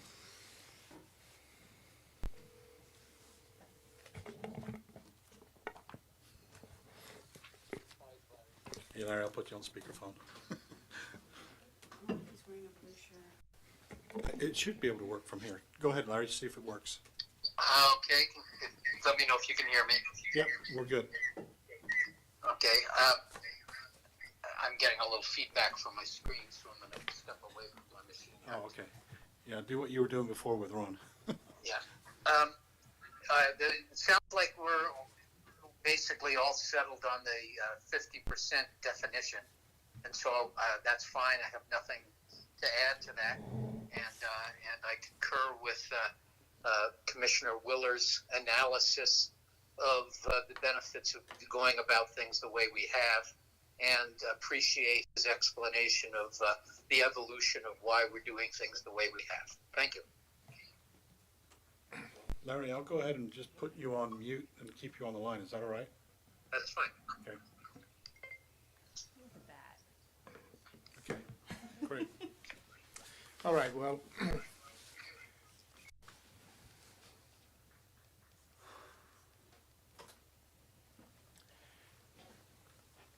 I've had a lot of thoughts bouncing around since the last time we met, and been giving a lot of consideration to what we had done in the past and where we are today. And I guess from a very broad standpoint, I am holding on to the fact that I think there's value in having distinct zoning zones in our town: commercial, residential, and mixed use. And later on want to talk a little bit when we get to the specifics of the half acre. I have some thoughts I wanted to share, but I will not share them at this point. In terms of the 50-50, I will not take exception to that. I will support that as it currently is. And I think with that comment, I'll just simply allow us to move on to the next item for general discussion, which is speaking about the exemptions for locally historically significant sites and structures. I was just going to say, you may have another opportunity to comment if you so wish. sorry, I'm just trying to pull up the definition of floor area ratio, but we can maybe do that later. We can circle back to that. Yeah. So here we are, back to the commission as far as the item number 2, exemptions for locally historic significant sites and structures. Steve? I don't profess to have the level of knowledge or of all the nuances that could be involved in this. Just as a general matter, I'm in favor of exempting historic buildings, and I don't think that anyone up here wants to see the Sebastiani Theater, for example, have to put in a bunch of apartments because they want to add a dressing room in the back or what have you. But this particular item seems like it's the devil's going to be in the details, and it's just fraught with a lot of things that need to be looked at that probably beyond the scope of what we have time for or the ability to deal with tonight.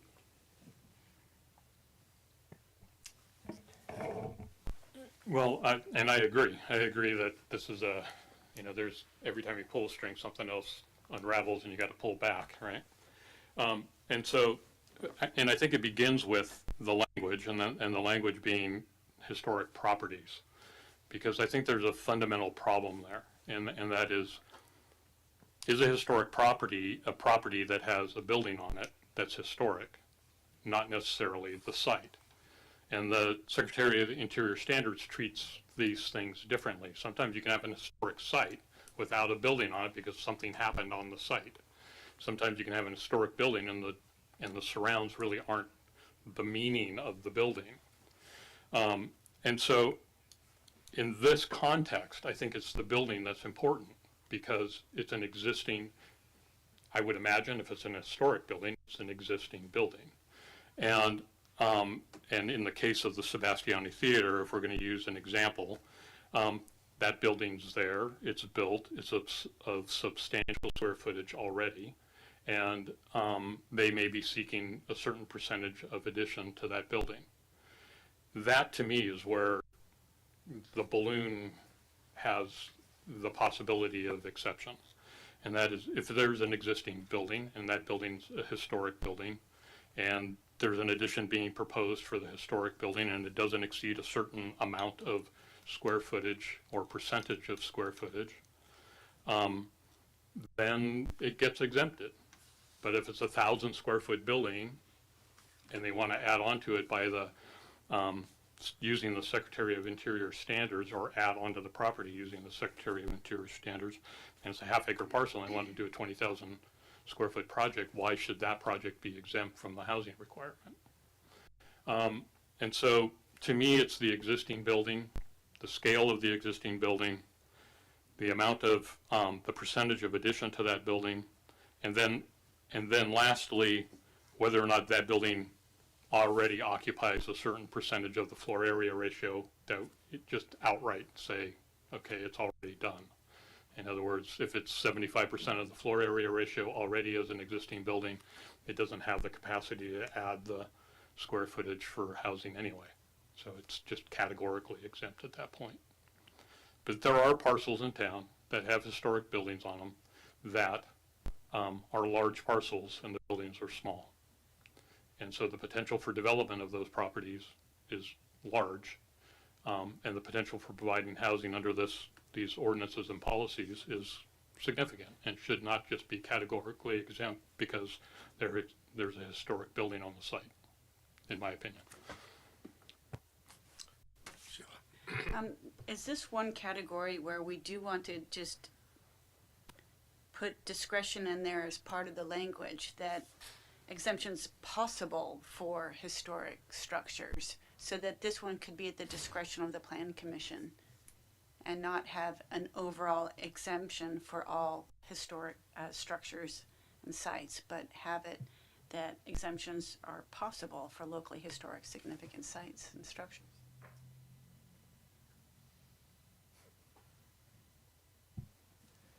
I think it's possible, but I think there should be some criteria and standards that the commission's discretion would be guided by. Some of the things that Mr. Willers was saying would be very, very helpful. And that means we need to spend a lot of time talking about those things, and to Commissioner Barbos's comments, tonight might not be the time to do that. I'm thinking here aloud. You could certainly give direction to staff to put those pieces together in return. We could even come back with more concepts or refined concepts before we come back with an ordinance, because it may need some more pulling of the rope on either side. Again, this was in direct response to the one concept that was raised where you have 100% coverage, lot coverage, and your floor area ratio may not be a 2.0, might be a 1.5, who knows. But in the case of the list that the City Council came up with in 2006, it does have the broad range of 100% coverage versus those that are not. And we haven't really thunk through that thing. The concept here tonight is, are we moving in the right direction to exempt? Because that's clearly an exemption, not a waiver. You're not having to do a residential component, no matter how much you add to your structure. And the reason, and I apologize, I probably should have explained it. The reason I use the word sites is because that's specifically the language on the resolution of the council. It says significantly historic resource, sites and structures. And so it really means adding 1,000 square feet, 500 square feet to a Sebastiani, to a small piece of addition on a large parcel. It'll apply to that. But again, we haven't addressed what happens if you want to keep the Victorian house at the front and build 6 condos at the back. We haven't talked about that. Maybe that's something that needs refining with your direction. Comment, Matt? As a general theme, I would want to exempt historical buildings like Sebastiani from a residential requirement like the one we're talking about, but I can appreciate, based on Commissioner Willer's comments and others, that it's a little bit more nuanced than just a blanket exemption. Although I think we're heading in the right direction, and maybe we just thresh out the details a little bit more and go from there. Thank you, Bob. I just want to offer an example. It's a project that we worked on. Everyone's familiar in this room with it. It's called Mission Square, or was called Mission Square. It has a 900 square foot bungalow on an almost 2-acre parcel. That bungalow is considered a historic building. Just a point. And that would be on our site, our list, the sites and structures. And also, that would then be what do we do elsewhere on the property. Okay, I agree with the comments raised about the historic exemption for buildings, sites. If it's a nationally or state designated historic site, like the Mission, that whole property is determined historic. I also agree that we should take that specific thing and discuss it further in detail, but I agree that's not now the time to do that. I am curious, and I also want to consider expanding this to the historic overlay district. I believe some person and member of the public brought that up, to include the historic overlay zone versus just the historic district in the downtown. I believe that there are instances where the bulk and size of any sort of development could hinder or alter the look of a streetscape or the pattern of development on a particular block or along the highway corridor or Highway 12. So I would like to, have the commission and staff consider the overlay zone. So those are the 2 comments I have. Patch Mr. Barnett in, please. Yeah, I'll see if I can do 2 things at once. What Commissioner, no, it doesn't have it on there, sorry. I was hoping to see where the boundary was. I had it on a map this afternoon. That's a rather large district, so the implication of including that, not being disrespectful to the member of the public or Commissioner McDonald, but that would require some analysis on our part to look at the affected parcels. The purpose of providing the recommendation that we did on the 2006 list is because it is very specific and site specific by address and APN to only allow certain exemptions, not a broader zone or district, if you will. I'll patch Commissioner Barnett, Vice Chair Barnett in. Thank you. Go ahead, Larry, try it. I think that I concur that using the overlay district will be overly broad, and I think we need to narrow down to the specific properties. And it sounds to me like there's fairly much accord on the part of the commission and staff on this. So the extra work that's going to have to be put in to refine the language is appropriate. I don't think we're going to come up with the specific language tonight, but I'm sure that at this point, given the common agreement, something will emerge we can all agree on. Okay, thank you. Well, my comments will be brief too. I certainly think that, is he still talking? No, I have to turn my volume down when he's not speaking. turn it up when he is speaking. My comments would be brief. I think that part of the historic fabric of this community is what we value so greatly, and so I would want to take whatever conservative steps to make sure that we don't dilute that. And so I do support an exemption. I believe that it would be appropriate to take this further study and to get into the weeds a little bit further so that we don't head down a road that was not intended. So I think staff has direction on that, so we can fast forward, and I'm going to give some... Mr. Chair, if we could just get not necessarily a straw poll, but there was a very broad question that was asked, and so Commissioner McDonald might want to have resolution if there's general support for that or not. And I've heard two commissioners that have said no. Well, do you want to go first? Okay. So yes, I guess I understand that. What I do hope, though, is and the reason why I brought this up specifically is because I am concerned about buildings that contribute to the character of our community. They may not be in the historic district per se, but they are definitely in the historic overlay zone. And so most of those buildings, if we were to do a specific survey and go over these again, maybe have a more specific study of the whole city, like many other jurisdictions, particularly that hold historic resources, that there are contributor buildings that may not meet the state or federal standards, but nonetheless are important as a contributor to the community. And so maybe this is not the time, but I would like to see, as part of our general plan update, maybe the zoning ad hoc committee, in conjunction with the general plan update, to look at expanding our understanding of historic resources and looking at contributor buildings, which there is a specific standard that the state, along with local governments, can develop the guidelines and criteria for that. But right now, I would agree that we could table that and just focus our attention on historic structures that are on and listed in the general plan. Well, just to follow up, the overlay zone already within the development code has a set of restrictions in terms of development within that zone, which recognize the potential for historic buildings to be there, not yet recognized. And so it already has kind of special requirements in the development code.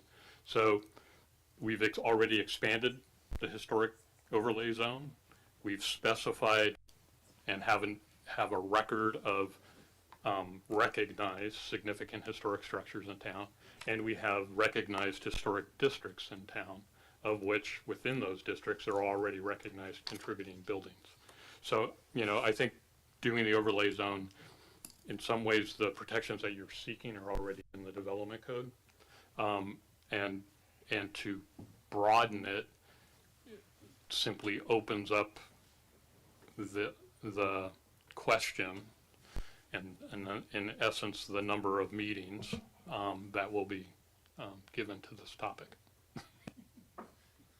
Yeah, it's just that sitting on the design review committee for 8 years and the planning commission for several years, there have been a number of projects where buildings were taken out and demolished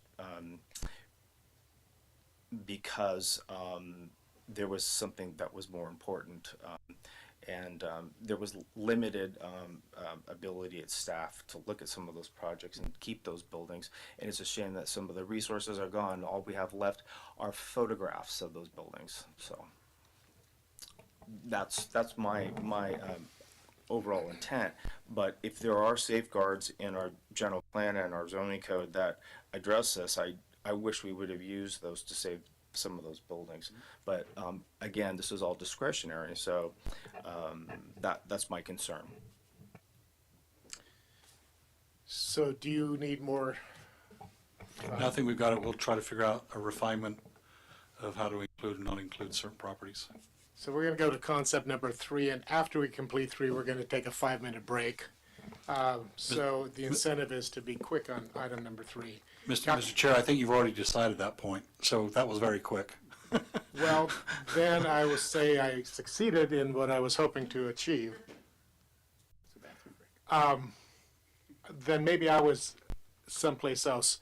So the consensus is that we keep the 50-50 and we keep it based upon the total amount of the development. Yes, so in other words, just to be clear, 5,000 square feet of commercial is being proposed, you'll have a residential component of 5,000 square feet. And we'll try to figure out language that makes it clear for a planning director to read the next time. Thank you. Can I ask a question on that? Sure. Okay. I just want to get clarification. This is not a change. This is the way it's been in the code. I want to make sure that we're not changing any rules on developers that weren't there already. Right, I think Jeff and I talked about it a while back, and clearly that was how it reads. That was my misinterpretation, so I'll fess up to that one. And that's why I didn't get in the way of arguing that point specifically, but again, raising it here for the discussion tonight. You may choose to go less and have a different interpretation, but I think the read of it today is literally what it says. And I just want to piggyback on that gross square footage. This doesn't have to be discussed tonight, but I think it needs to be looked at as we update our zoning code. And the zoning ad hoc committee could look at this, is looking at how a staff planner would calculate, well, what is 50%, especially if it's a mixed-use project. For example, do we exclude covered garages? Do we include them in terms of the calculation? You know, what elevators serving one thing but not another? I think there needs to be some practicality. This doesn't need to be discussed tonight, but I think that there needs to be something in place that gives the staff the ability to come forward and say, this is how we figured out what 50-50 is. So we could certainly add to the definition that we currently have of floor area ratio in our definitions. I apologize, we're still having the technical problem. But for example, when you calculate floor area ratio, the gross is on the buildable area of that site as related to the gross site. So if you have a riparian habitat, wetland, a stream, or in our then that doesn't count towards the gross. So that's already what our code doesn't say that. That's generally how you do it.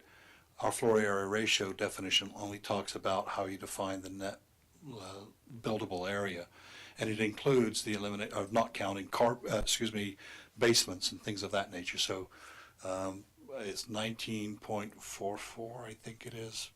No, the definition is what I'm thinking of. I'm sorry, I apologize. You want to pull that up on your phone, Christina? Just the floor area ratio. Oh, I've got it. You want to just read it out? So floor area ratio means the maximum gross floor area of a buildings permitted on a lot divided by the gross area of the lot. When calculating floor area ratio, the following shall be excluded: porches, cellars, attics, and underground parking, detached garages up to 400 square feet, second units, accessory structures with an area of 120 square feet or less.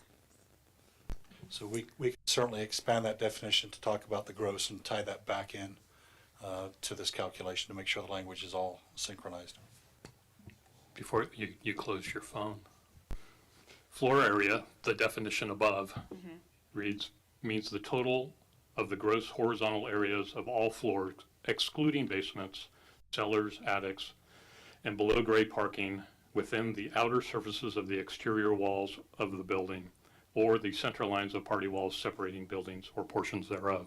And I think that is in that calculation, or needs to be added to the calculation here somehow. Yeah, there's a very different and distinct definition here. One is just purely floor area, but we're talking about a proportionate relationship of two numbers, and we actually specifically have in each of our planning areas a number as I outlined in that diagram. So we need to make sure those are together. No, I agree, but the floor area of a building is the floor area of the building, not the floor area ratio. And the floor area of the building is what's built as defined under floor area. That's the floor area of the total project, If it's 10,000 square feet, then 5 and 5. That's how it's defined, is by that definition. Okay, 5 minutes.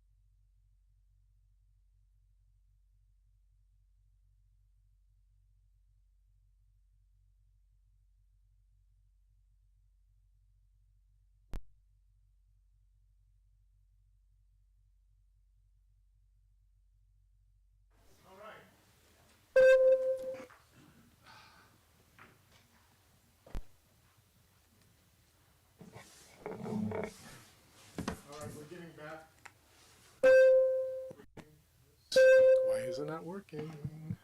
There we go. Moving on to number 4 in the breakdown. In commercial zoning districts, should there be a residential component for all properties regardless of size?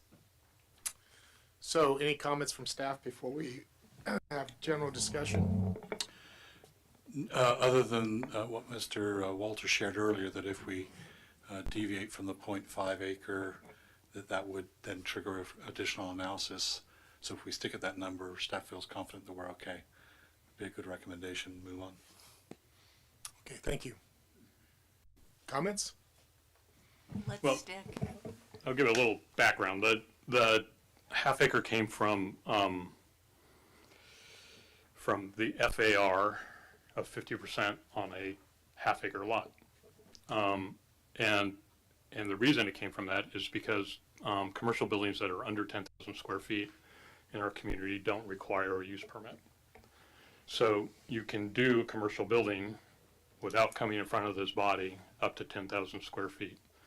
And then if you were in a commercial property that's, say, in the downtown district that has an FAR of 1, 10,000 square feet is half of that FAR of 2. So that's where it falls from. That's where that restriction of a half acre parcel.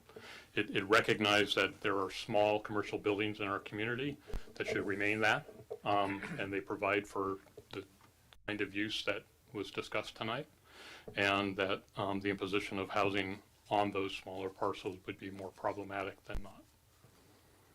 Thank you. Sheila? Did you? I'm good. Okay.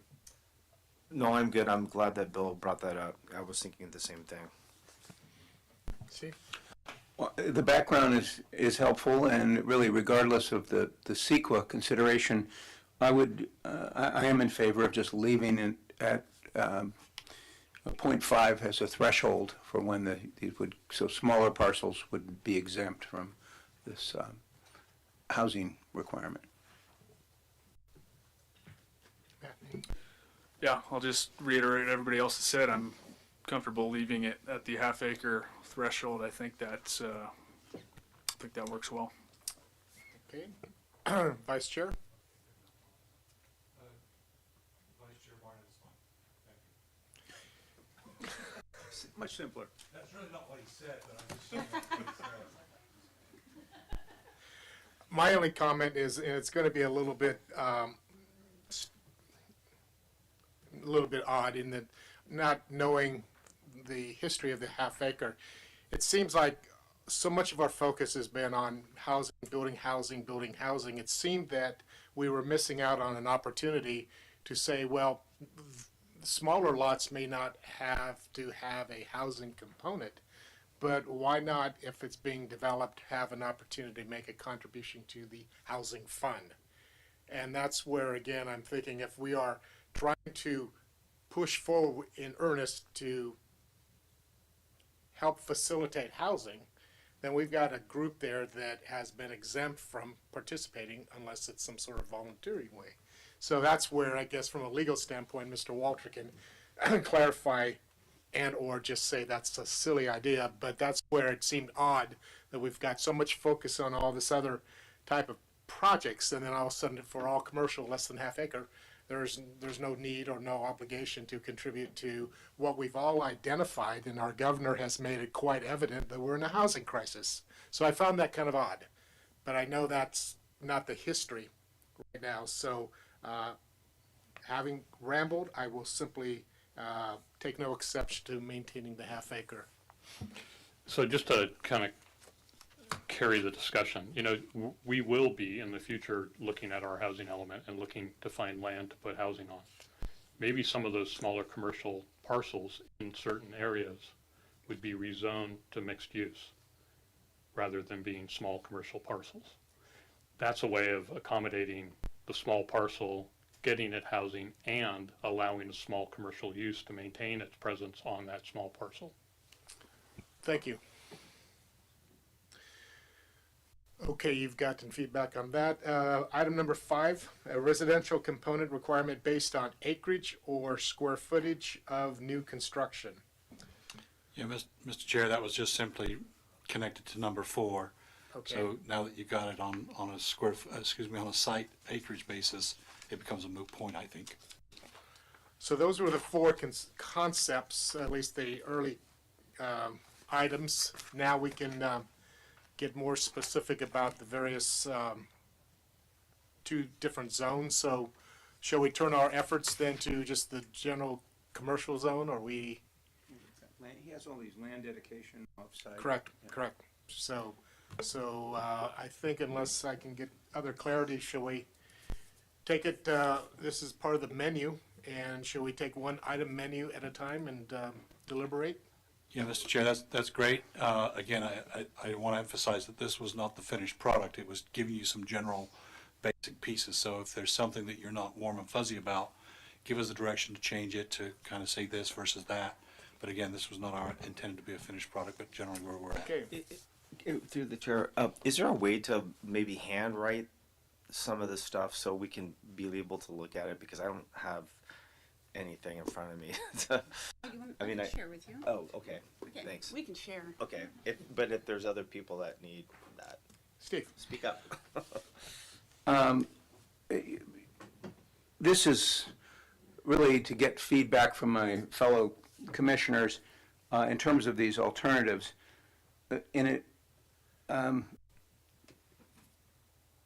I'm leaning a lot more toward the in lieu fees than I'm in the others, for the reason that if you are taking a parcel and saying you have to put housing on it unless you opt and do one of these other things, and the other parcel that's being used would have housing on it anyway, you just lost housing. In other words, if you could get 50% housing on the truck and auto property, and they instead buy some land that's already zoned for housing and say, okay, we're going to put it over here, you just lost housing, because there was going to be housing on the other parcel anyway. So I don't know how much people want to care about that, but that kind of bothers me because it flies in the face of the purpose of this, which is to create more housing. So I'm more comfortable with the in lieu fee than I am any of these other things. thank you.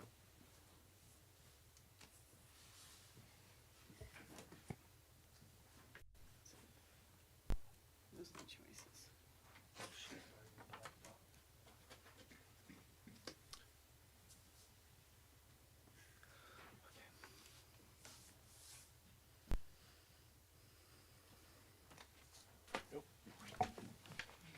Well, I changed land dedication to off-site construction.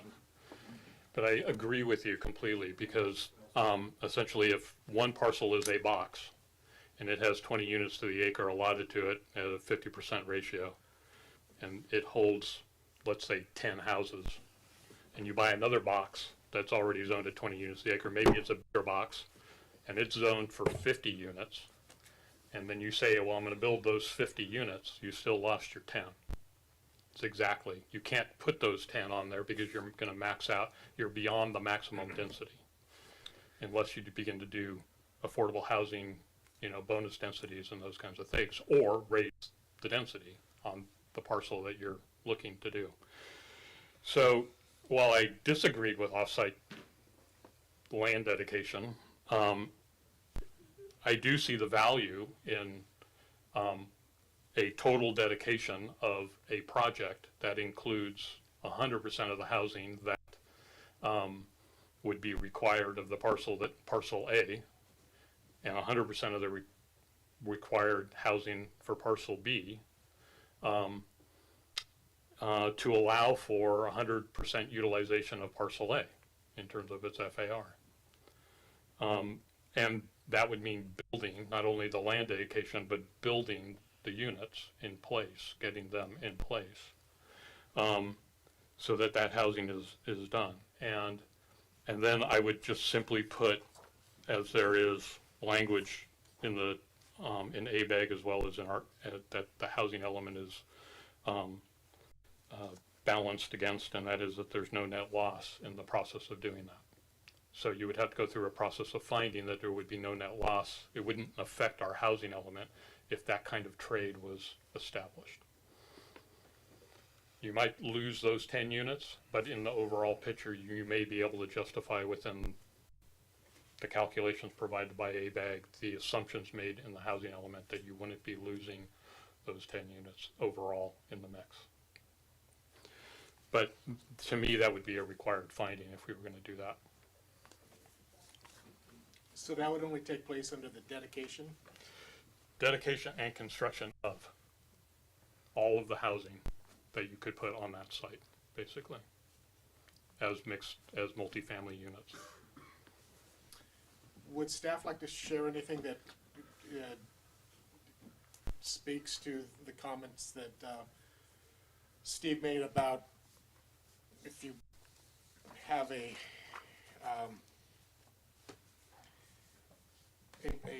off-site construction, that there's no gain because the potential of that other site was X, and now you're allowing that? I mean, was that interpretation correct from the staff standpoint?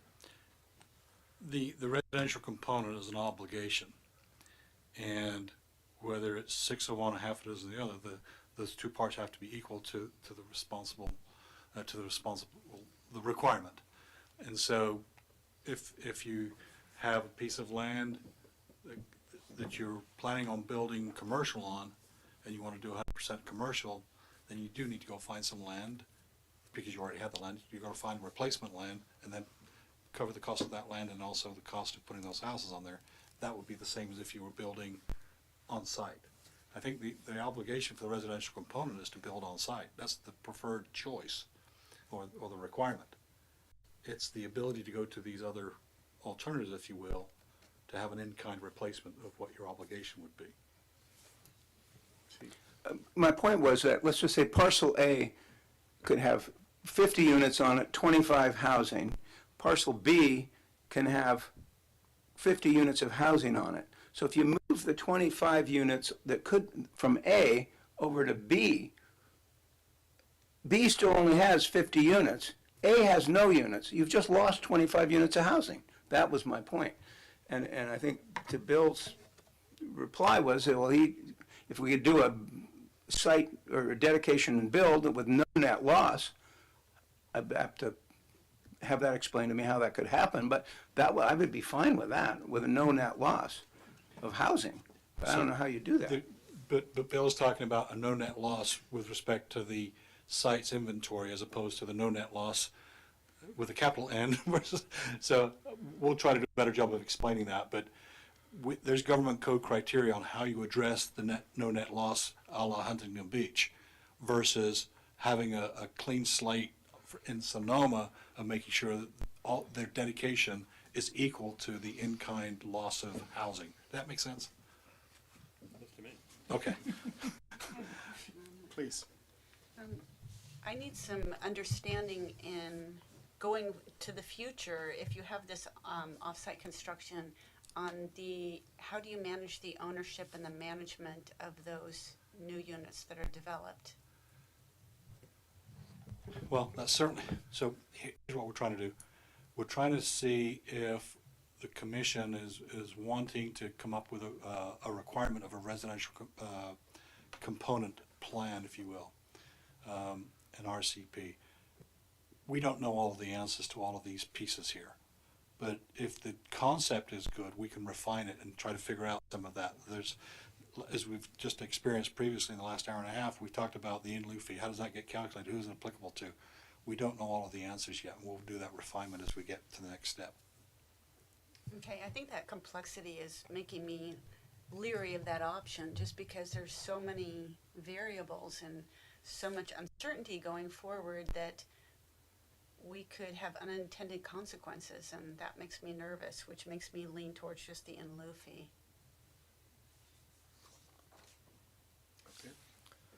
Mr. Chair, may I ask Mr. Astor a question? Sure. In the commercial zone, we have this residential component requirement that's predicated on square footage. And in the hypothetical we've been using, a 10,000 square foot total new project would yield 5,000 square feet in residential.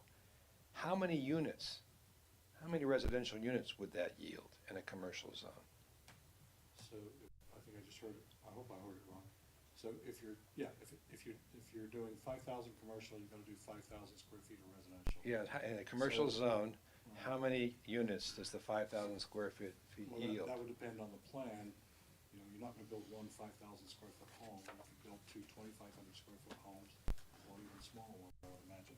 So that'd be totally up, so there's no zoning restrictions in a commercial zone that would give you a clue as to the size of the residential units, correct? It'd be up to the developer to choose, and if he or she decided to have a 5,000 square foot super castle home, that would be okay? Well, we do have setbacks, site coverage and things of that nature. But that's the beauty of an RCP, is you can kind of come up, if you look at the last couple of pieces of that, it's any combination of the above or something else that the council may approve. And I think that's what will be up to the applicant to propose such a solution. And they could, does that give you a variance from the standards? I don't think the answer is yes. Christine, you have anything to add? Yeah, I was just going to comment. So in the allowable uses table, single-family residences are only allowed in mixed use, and I believe commercial as well, if it's an existing residence on an existing legal lot of record. So if you wanted to come in, split a parcel, and do a new single-family residence, that's not allowed. And So what is allowed in the commercial zone for residential use? and duplexes similarly are not included in the allowable uses table. So it really is limited to multifamily. It would be multifamily. And is there a minimum square footage that applies to each unit in a multifamily? Not in our project? code. I believe from a building perspective, there's a minimum for what's considered habitable, but not in our code. Our code does not specify a minimum. Correct. Bill? So, in our mixed use and commercial zone, multifamily residential is what's defined. Multifamily residential is defined as triplexes, fourplexes, 5-unit apartment buildings, blah, blah, blah. There's a definition for that use. So in the case of your 5,000 square feet, we could divide it down at minimum into 3 units. That would be allowed. I would suggest that we add language at the maximum density of 20 units to the acre, because that's the zoning. If we were going to make these kinds of trade-offs, that's what I would say. So, 5,000 square feet may get divided down at 20 units to the acre because of this land area, into 800 square foot units, and you might have 6 of them because that allowed you to do it. But they are required to be multifamily residential. Which does present somewhat of a complication with like an infill project or an addition, that if you have to have a minimum of 3 units in that space. If you're doing a 500 or 1,000 square foot addition. Well, there's other, we have to get to what, Yeah. we're talking about new construction here, I believe, so. Any other thoughts about the menu? I'm okay with land dedication as an alternative. In instances where it's deemed appropriate by the council, obviously, the goal is to have housing on the site. I think we all see that that's what the goal would be, but I can also foresee instances where it wouldn't make sense. And if that as an option makes a development feasible, we might actually be a step closer to creating housing that isn't currently in existence. Those are my thoughts. Thank you. I want to just say we really need as much flexibility as possible if we want to be creative, looking to partner with developers, having developers partner with one another to build housing that might not have otherwise existed, to consolidate properties, the financial capabilities, having that done in a private public partnership seems to make more sense to me. There's always exceptions, but I believe that we should keep all of these exclusions or exemptions or considerations in both the mixed use and commercial. I've had to work on a lot of complex agreements between cities and private developers to be able to build affordable housing offsite. There's a number of projects that I could recall that when I was a planner working for the city of San Mateo, the city of San Mateo really worked really hard to look at in lieu fees, but also land dedications, and some successful housing was the result of that. So I'm completely open to looking at changes to those, but I'd like to see the city and our council really try to look outside of the box. And Commissioner Wyrick is right. There are certain circumstances where a residential component doesn't make sense. What happens if we wanted to have something that was very important to be built on a commercial property, say like a skilled nursing facility? That is housing that's just as important, depending on how you look at it. And that's a commercial use, unless we define it otherwise. Why would we want to not have that type of land use in our city? We also need auto repair. We need all of the things that are in a commercial district for a city to function. And there may not necessarily be, it might not make the most sense. So again, flexibility is something that a zoning code should represent. And I think that the city is committed to housing. I don't think that the city would look at those waivers or exclusions with a blind eye. But if something were to come along that would allow for housing to be built that doesn't exist, should be everybody's goal. And you take a look at commercial, if we're looking at a ratio, say there's like 50% housing on one site and 50% housing on another site, and a developer wants to put all commercial on one site and then dedicate the maximum density of very affordable housing units on one site, or something that would really be attractive to us and meet some of our goals for inclusionary housing for different income groups. I think that that would be so helpful in helping us meet some of the truly important housing goals. Serving very low income and low income people. And we would be able to get a project like that. I don't see why we wouldn't want to have something built off site, or having somebody else, having the city buy a property and then being able to build something that we could partner with a nonprofit housing group. So I don't really need to say any more. I agree with staff recommendations. I think that we can tweak some of the language, but really, I really believe that the flexibility, that these menu of options is an expansion. I think it will be a positive asset to building housing in the community. So that's all I really have to say. Thank you, Bob.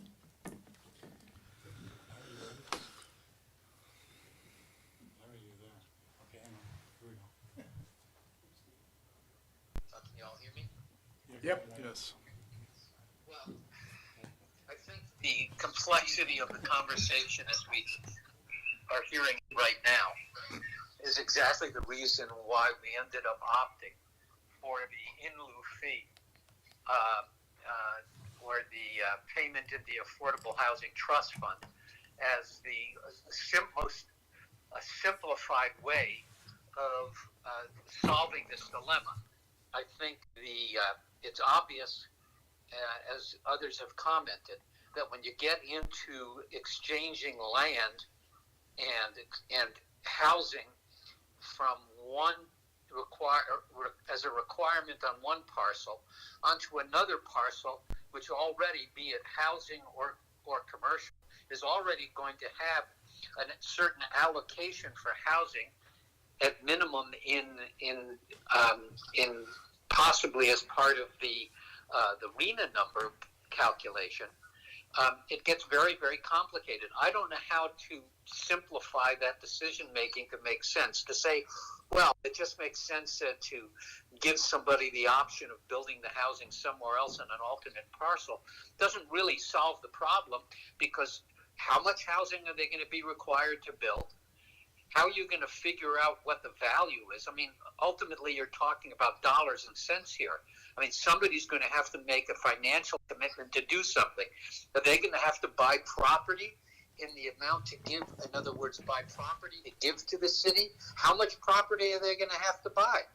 How do you even begin to figure out what the comparable value is between what they were required to do on their commercial parcel and what the appropriate compensation is in terms of land value to give to the city as an alternative?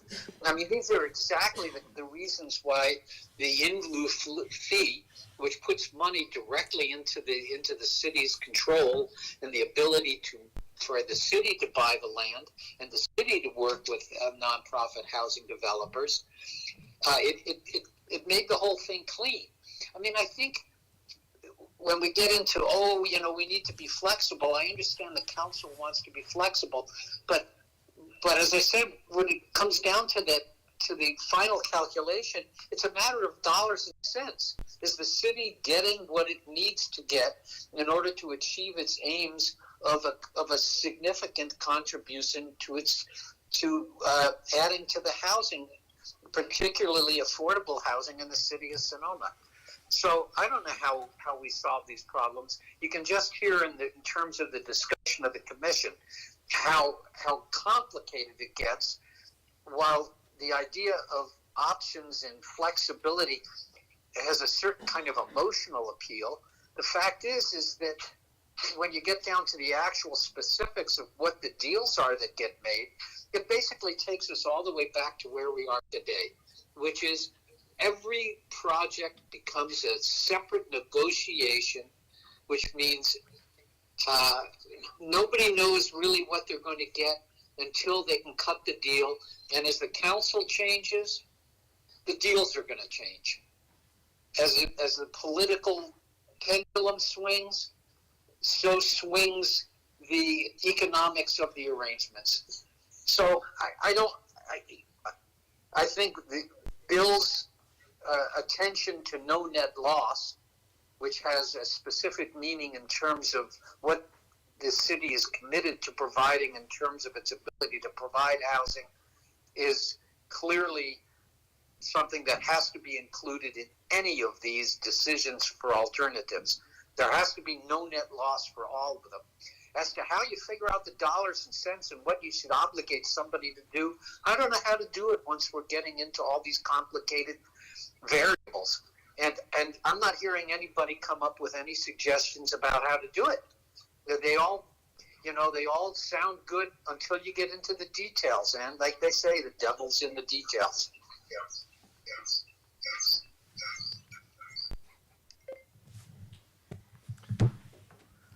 Okay. Well, it's a hard act to follow, but I'm going to try. I am going to, again, reiterate, I personally like the idea of flexibility. And I like the idea of having some alternatives. Now, none of these may, as they currently are written, be bulletproof or so comprehensive that they're going to be able to capture every potential scenario in the future. I think that's being too idealistic. But I do like the ability to create some alternatives, because sometimes a project may come up that we didn't think about, and if things are mandated so tight, we may lose that. I would like, if possible, I'd like staff, if it's the consensus or at least the direction from the commission, to give further detail to these alternates. So anyway, my point is that I personally would like to keep in some alternates, and I would like to have a little better understanding as to what some of the implications might be. But I am a little bit more optimistic in the development world that there are projects that can move forward and be for the benefit of the community. So I would like to at least have further discussion about the alternates. And, you know, the illustration that I heard up here was, well, if we have this project that it's impractical to build a housing component, and we have this bare land that's been sitting bare for an awful long time, there is the means by which to now put housing on this bare land that will allow this project to go forward, meeting the housing requirement. Well, had this not transpired, that piece of property may stay bare for a very long time, for which there is no housing benefit then. So that's where I'm a little bit reluctant to speak in such kind of black and white, X or Y, and that's all the choices we have. So I support the idea of some alternates, and certainly would like to see it taken to the next step when we reconvene. So, Mr. Chair, just a thought if I can. We've provided items 1 through 6 in Roman numerals there. It seems to me that it would be good to get direction from the commission that we either have something more than just the fee or the broader spectrum. So maybe you do a straw vote on saying yes for the 1 through 6 or no, and if maybe nobody likes number 4 or 3. Nobody likes the concept of acquisition, rehab, and conversion, for example, then just say, we want to give you direction on 1, 2, 4, 5, and 6 or something, or all of them, because I think I'm hearing, I'm not quite, it's pretty close as to where a vote would land. I agree, and so if you have pencil and paper, then let's just go down the line and share at this point. Because what we could do is if there's 4 votes, for example, to go one direction, we can craft an ordinance to address the things we've heard tonight with what we hear. Before we go, I just want to bring to everybody's attention the good old days when we used to have redevelopment agencies. In those good old days, there was public and private partnership. The redevelopment agency would have a director that would go out and try to figure out how to build housing, working with property owners that might not necessarily be interested. We don't have that structure. We may in the future, but all of the things that are listed on this list are the things that redevelopment agency managers used to get housing built. I'm just putting that out there. So I should have said that. I wish we were back in the good old days when we could actually use our in lieu fees and work with developers and actually property owners. And maybe someday we'll have a staff member that can do that. Yeah, and if I could just piggyback, Mr. Chair, in my experience prior to the dissolution of redevelopment agencies, my agencies that I work were loath to collect the in lieu fee. They would rather have bricks on the ground through rehab and conversion. And then obviously land dedication because of the price of land even then, 20 odd years ago. So what you're hearing from Commissioner McDonald is a feet on the ground kind of experience. Again, we don't have redevelopment agencies.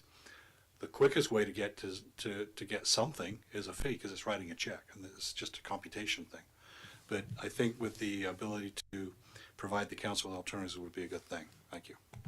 So let's go to a straw vote, and we can go down singularly, and whether you want to raise your hand or wink or whatever, I don't care. Land dedication. Are we supportive of consideration for that? In support. Support? 3. Do you have a vote from the absentee? Larry, are you there? Hang on, somebody put you on speaker. Hang on, somebody.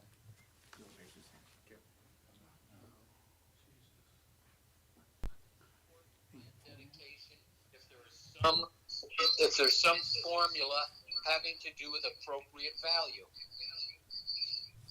there needs to be some ratio.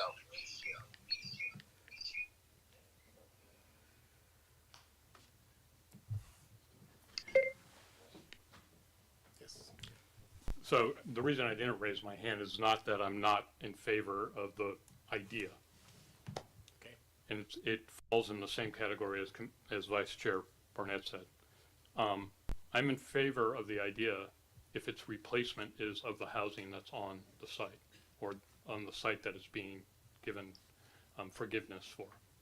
And so I provided, in the stuff that I handed out, I had two criteria basically for land dedication. One was 100% utilization of the parcel A FAR, and there was a structure for doing that. In other words, all of the housing that was to be provided on parcel A was to be provided, and the housing that was on parcel B was to be provided. So you have a net gain of housing essentially in order to get your 100% utilization of the parcel via FAR. Because essentially we're giving them additional development area by not requiring 50% housing in that floor area. And the second option in that regard is a 50% utilization of your floor area. In other words, if you agree to have the size of your project, then you would be required to essentially produce a housing and alternative site of the amount of housing that you would be required on parcel A, period. That does two things. It leaves a parcel not over speculated, in essence, in the future, and it allows a potential developer to balance whether or not a big housing project is more valuable than a small housing project in relation to a big commercial project versus a small one. So that's my feeling about land utilization. I'm happy to support that idea, but as a caveat, we have to have, in my opinion, we have to have this no net loss as a finding. We have to support our housing element. And we have to define the deal, at least from a policy standpoint. We have to define the deal. We can't just leave it up, because every deal is going to be different at that point. There won't be any guiding principles behind the deal. Commissioner Willers, I'm a little confused. It seems to me like you're not for land dedication at all. You're looking only at off-site construction alternatives? Mm-hmm. Okay, so for the land dedication piece, which is just land. Simply land. Okay, I'm in agreement with you on that. That's what I just wanted to clarify. So on item one, okay. So now we're going back again for clarity. Do we have Larry on board for the straw vote? Larry, you're on speaker. I'm in favor of this if we refine the details of it. Off-site construction, not the land dedication, correct? It would be for both. For both. Okay. So we have enough land dedications for at least there to be some movement in that direction. And Yeah, then, and based if I can upon get- fellow Commissioner Willer's comments, is that something that can be folded into either further discussion with Commissioner Willers or be able to come back to us or not? I think the best question would be to ask legal counsel, because I think Jeff is the best master of the written word. Well, so far, we've taken a straw vote on land dedication only. The next one is requiring construction. You mean the on-site? That's, yeah. Yes. Well, I'd like to go, That's not on site. that's off-site. Well, I'd like to go down one by one, so if we've agreed Commissioner that there's a- Willers is supportive of off-site construction. If there's no net loss, he's not supportive of land dedication only. Okay, So he was addressing both. so, He voted against land dedication, and so that's the only that's- thing you've actually asked the commission to weigh in on. So number 2 is the next thing to weigh in on. so then we need to go back and revisit the dedication. How many are supportive of land dedication? No, there's Just already this- been a vote for. Larry Burnett supports. Okay, so it's 4-7, so we can move forward on that. Now let's Number move on to number 2. And I forget Larry's not here, so. Item number 2 is off-site construction. So, again, thoughts, off-site construction? The city's small enough that off-site construction won't, it's not like, Okay, you got the support there. Moving right on. But wait, Well, no, when we I'm say not, when I'm we- not so sure. I see hands raised to talk, not necessarily to vote. Okay, I'm voting for off-site construction with a no net loss.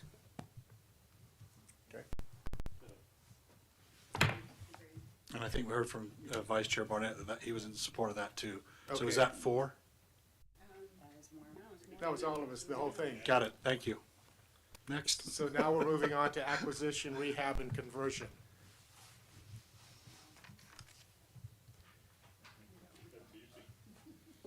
There's not enough information on here for me to say no to yet. So I'm supportive of at least getting a little bit more clarity on what that would produce. Can I just chime in? A good example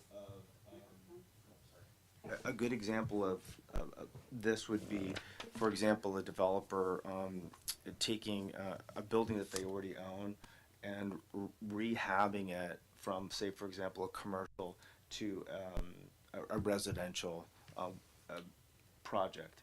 And that would be rehabilitation of a, say, for example, an apartment building, which are, you know, rented out at market rate, and being able to go in and rehab that, and then having the city manage it as very affordable or very low income as people transition in and out of those units.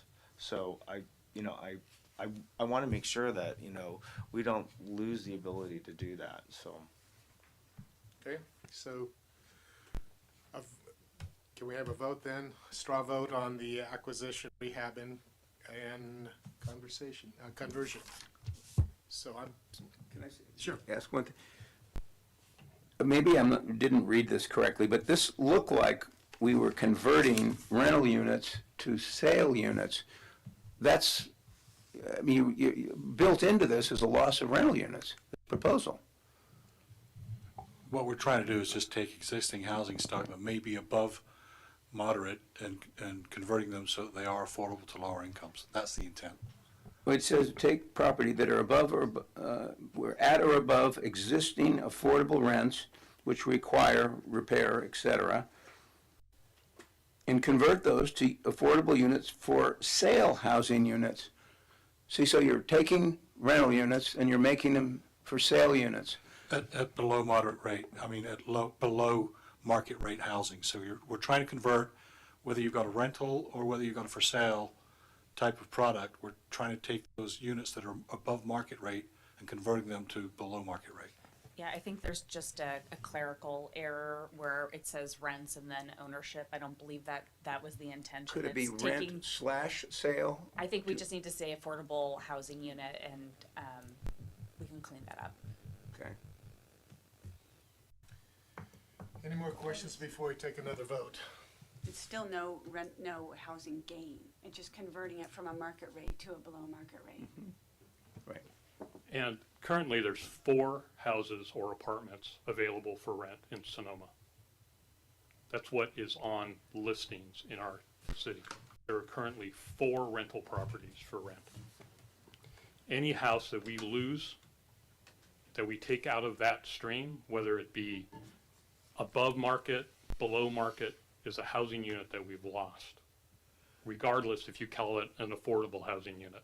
There's some form and segment of housing that's been lost in that. And I can't agree with that. Nor can I. So this one, Let me make sure I understand. So whether you have, if you convert from a rental unit to a for sale unit, that's lost for rent, but gained for sale. So We is that- have an ordinance that actually doesn't allow apartments to be converted into condominiums. Why would we convert apartments into for sale units? This is discussion, it's not. No, I know, but that's my point, is that in essence, you're trading a housing unit that serves someone in this community for another person in this community. You haven't gained any housing.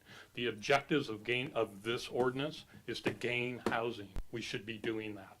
I think the intent was to preserve our affordable housing stock that is going to be exiting their contracts. So over the next 15, 20 years, we're going to be losing affordable housing units. And so I think the intention was to try to preserve those units. But I think that some of the wording is a little confusing. Yeah, it doesn't say that though. And maybe the Affordable Housing Trust Fund can target those units to buy them from the current owners that may want to sell them. There aren't very many of them that convert. I think that the benefit that I would see, and I've recently been helping manage our affordable housing units, and they started in 1994, 1995, and they had 25-year expiration dates, and I could see a developer being better able than the city to negotiate with landowners to make those purchases and to preserve those units. I do have some examples. We just approved a number of apartment buildings along West Main Street, okay? Those are all being rented, but those are all able to be condoized. They are designed and set up after 10 years to be sold. I think a developer holds these, past the construction date, so they are not liable for construction. And so this would be a perfect example where the city would be able to secure the ownership of those units and keep them affordable. And that is what I would hope the intent of what you're saying is correct. I think there's maybe a misunderstanding, but I'm in agreement with what you're saying.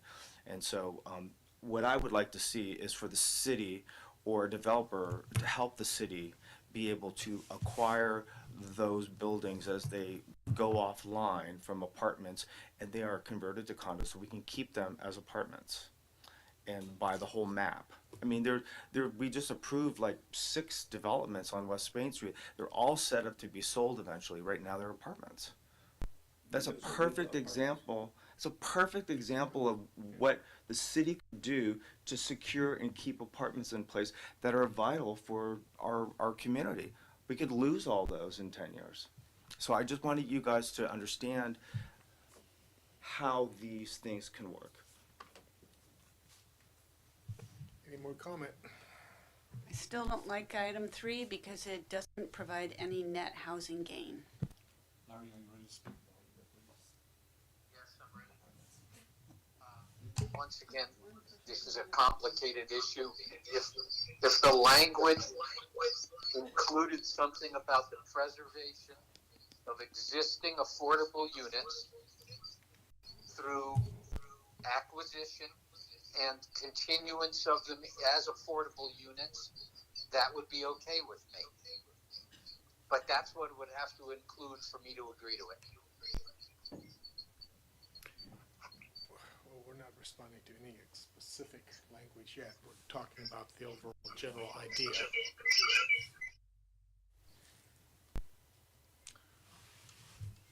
So the vice chair has just shared his qualification for supporting of this. Is there anyone else that has a comment whether you would support if that language was included on item number 3?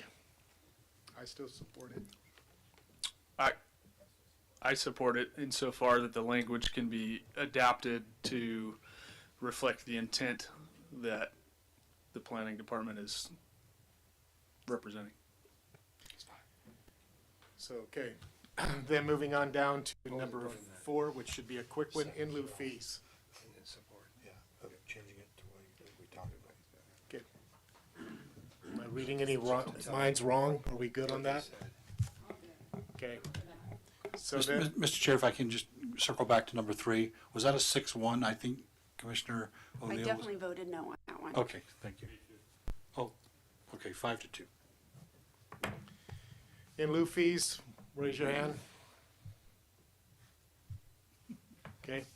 I do have one comment. This might sound ridiculous. So if you have a commercial and residential, does the commercial component still have to provide an in lieu fee for housing in terms of mitigation? Say you've got like a gigantic 50,000 square foot development, doesn't that commercial component have to provide an in lieu fee? So we're getting in lieu fees and housing. Is that what I understand? Or Housing getting impact. impact. So That's $60 to $80 a square foot they were talking about earlier. yeah, so the commercial development would have to provide that and provide the housing. No. No, it's one or the other. Wait a sec. So when you develop commercial in our city, there's an in lieu fee under the Mitigation Fee Act, the Nexus study, that's the impact. So commercial pays it. Then we're talking about an in lieu fee in addition to that mitigation fee for their residential component that they're required to provide. So you're going to get two different fees collected at the building permit stage. So if that's the case, I just want to make sure that we're all aware of that, and it may sound redundant, but I believe that we should have language that says this in lieu fee is in addition to. I think it's just important to say that. I think redundancy sometimes is beneficial. Mr. Chair, is there consensus on that from the commissioners? I'm okay with that.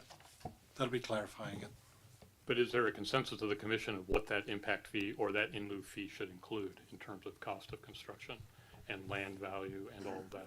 They have to come back to us. Well, I But believe we're city giving council them was direction supposed to come back to us.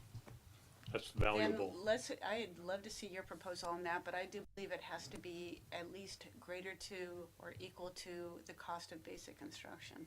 Well, there's ways of establishing that, and so I agree. I think that it should be the regional per square foot cost of construction of multifamily housing, and it established by a professional cost estimator, and given a industry standard means of database, and that it should also include the cost of construction, the soft cost of architectural fees and engineering fees, and the cost of the land. And that's the in lieu fee. All of the things that you would have to give up if you were doing it on site. Is that all in there? Mhm. Okay, do they have that? Mhm. Okay, great. Larry, you ready to talk? We're gonna let you come back. Hang on a second. Are you still, Yes. but you're voting, so we're not No, able to we're- weigh no, we're in. voting, Have No. them come back. yeah, you're gonna be able to come back and speak, no problem. All right, hang on a second. We'll check Larry on that.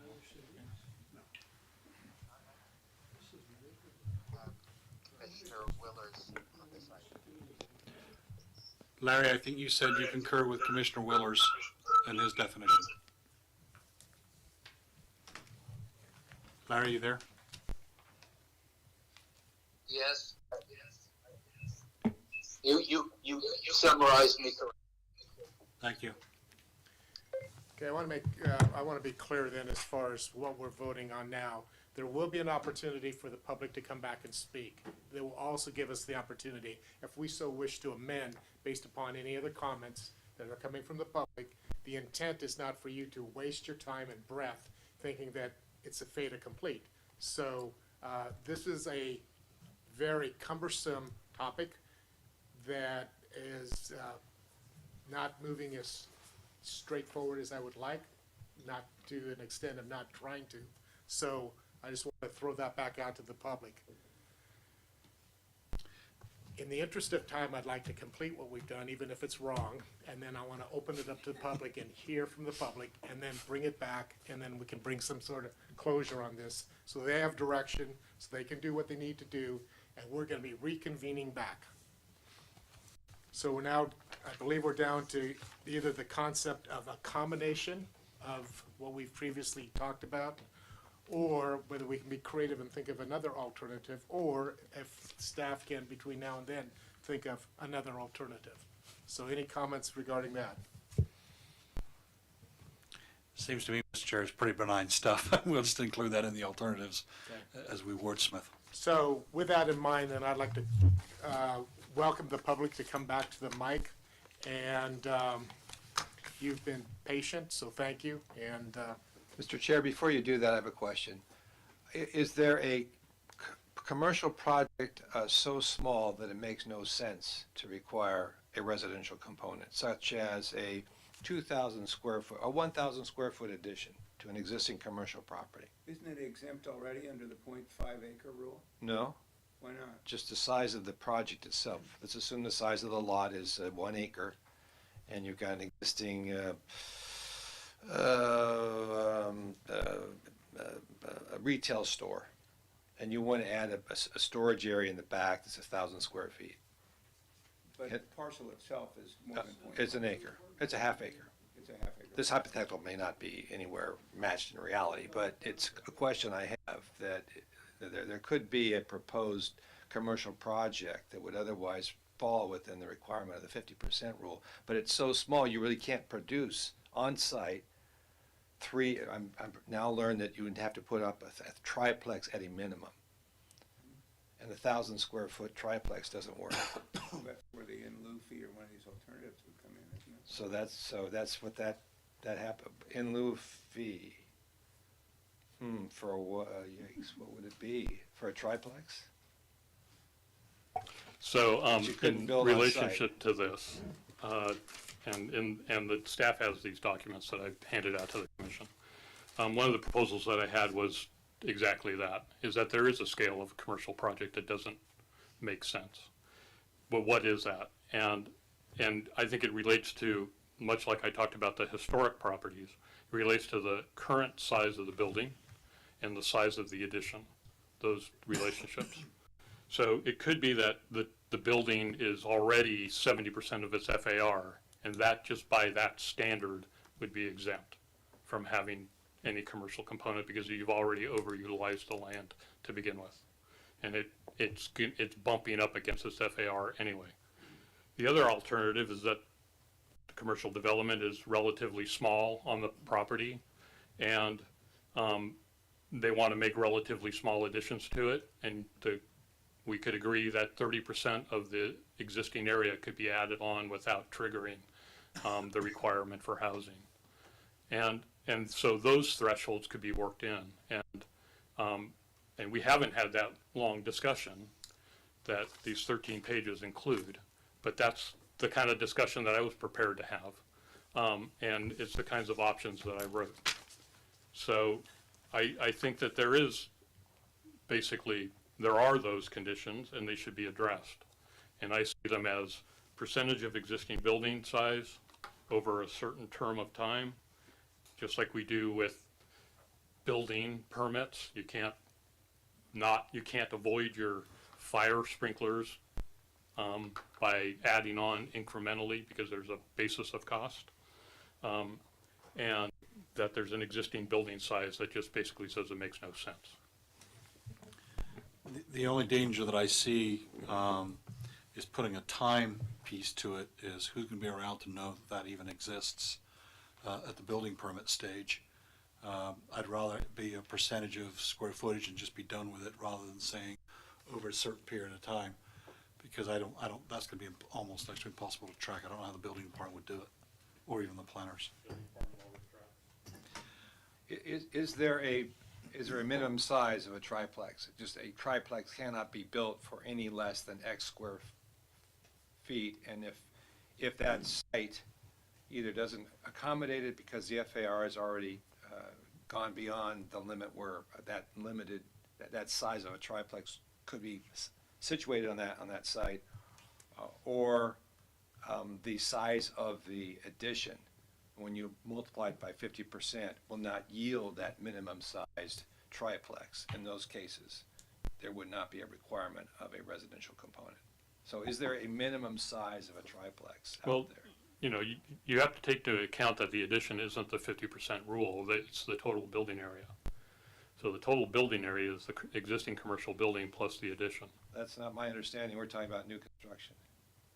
Well, and if that's not clear, then we need to have the commission weigh in on that and tell us what you want.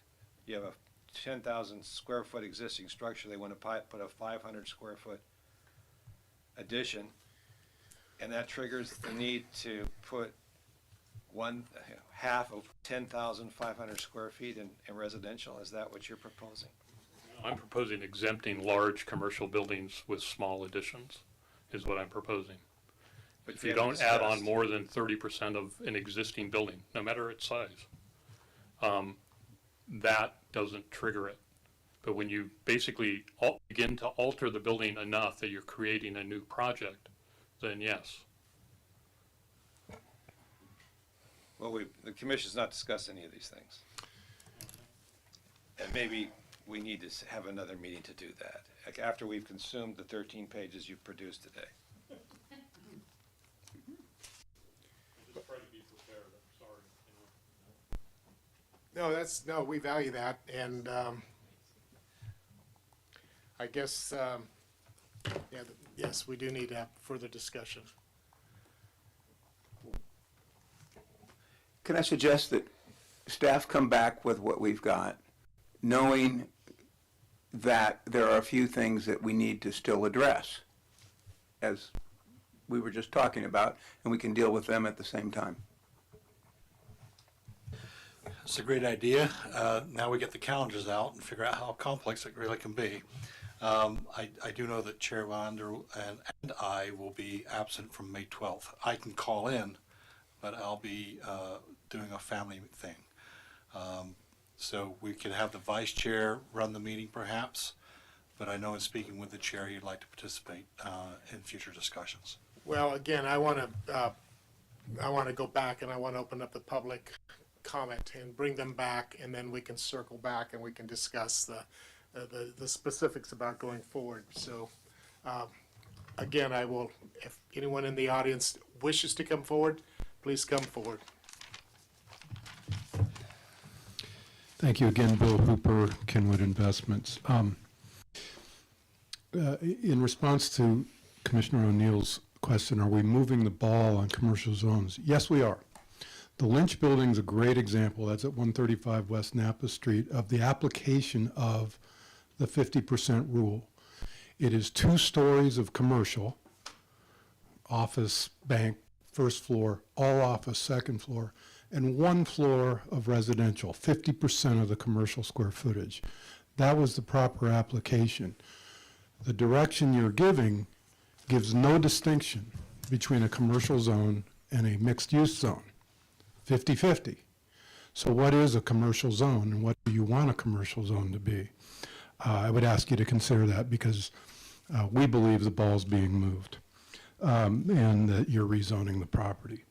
You know, the mix of opportunities to build residential in this town, according to the proponents of keeping the UGP where it was, is there is plenty of opportunity to build housing within the urban growth boundary. It was a very well articulated argument. In fact, it came up at the last commission hearing that we had on this matter.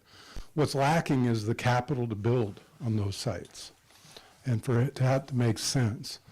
You have the opportunity on the backs of good commercial projects to get some building done on those sites. So I completely disagree with you that you're losing inventory, because as one of the commissioners articulated, it ain't being built on now, and you may consider seeing that vacant all the way until there's no longer a housing crisis. So you should take a hard look at that. I don't think that moving and in the example of our project, giving us the ability to build in a mixed-use zone or even a residential zone, that brings dollars to solve the problem, and that's what's lacking right now in your housing crisis all over California, is for it to make financial sense. And the redevelopment days, those partnerships took those things into consideration, and it was a win-win. And it can't just be, hey, it's going to get built. You're going to be looking at dirt. You also, you know, density is a factor. The property that we're looking at putting maximum density, 20 units an acre. In fact, we may want to do more. The company in contract before us on this particular parcel was looking at medium density, sort of single family homes, and that would have been perfectly code compliant too. So the number of that opportunity cost, which is what you're looking at and what you're concerned about, is kind of variable, and you need capital to do it. And so anyway, those are just sort of my add-ons. Thank you. Thank you, Bill. Anyone else?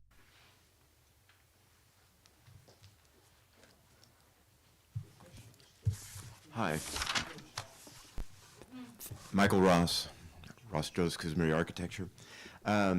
Thank you for this very interesting discussion tonight, because really it's a conversation. But I really believe the city needs to be more entrepreneurial and think like a redevelopment agency. And Commissioner McDonald, it really resonated with me when you're talking about that. And what is flexibility? Well, flexibility is actually to think that way, and to, when you see a project that has value added to the city that goes beyond housing, we need to think about that.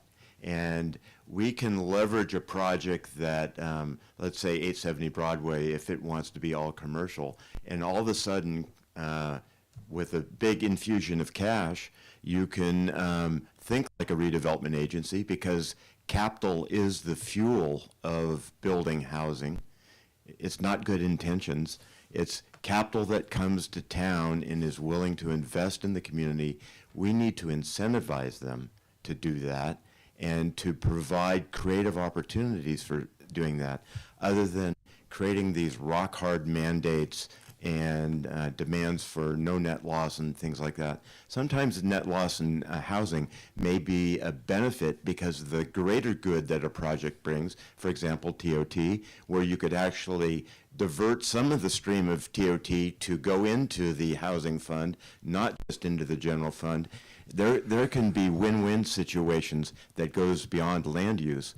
And so flexibility is being able to look at the entire global picture of a project and not just thinking about housing only.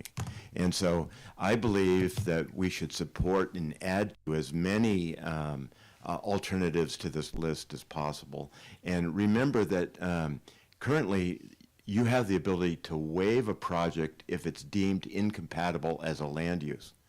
And I could see incompatible housing land uses and large parcels pretty easily.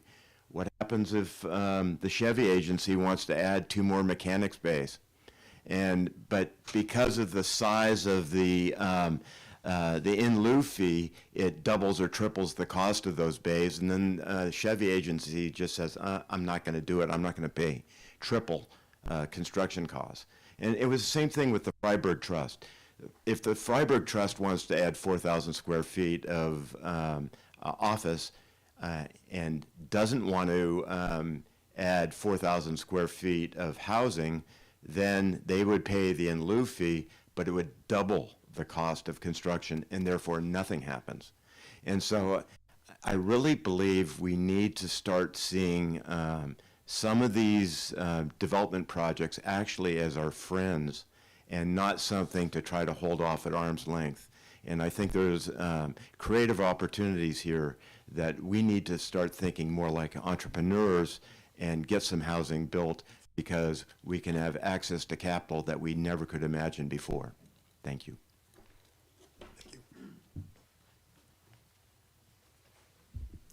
Michael Woods again, thanks for the opportunity to come back. In terms of the fee amount is what I'd like to address first. If Laura at Sign of the Bearer comes in with 1,000 square foot addition to the back of her store, and she has to pay the in lieu fee, at $400 per square foot, it's a $400,000 fee. If it's $800 square foot, it's an $800,000 fee. Is that your intent? Is that the economic equation that the commission would be comfortable imposing on a 1,000 square foot addition at Sign of the Bear? The city attorney mentioned that the art in public places fee was upheld against a Nolan Dolan Nexus challenge. That fee was 1% of the value of the project. 1%. If you assume that the 870 Broadway site would be, let's just say for round numbers, appraised at $50 million for a 50,000 square foot project, you'd have a fee that was $40 million. That is not 1%. A fee that high raises all sorts of legal issues, and I think the greater the discretion you have, which I think is a good idea, the more it puts you back into a Nolan Dolan analysis. But I think what the commission has been looking at this evening is very helpful in the sense that you're identifying all sorts of unintended consequences. And I think you're getting into a whack-a-mole kind of a situation where you're trying to, every time some new thing comes up that says, wait a minute, that doesn't fit. And Commissioner McDonald has spoken to this, Commissioner O'Neill has, Commissioner Wellender, Commissioner Wyrick. I think all of you really have struggled with this evening, and I appreciate the struggle. You've always had the authority for 20 years to waive the residential component. You did it 4 times for MacArthur Place because it didn't make sense to build homes in the middle of a hotel block. I think the more discretion you can maintain, the less you tie your hands and the more options you have, the better and the more consistent with the council's comments that we heard. So thank you very much.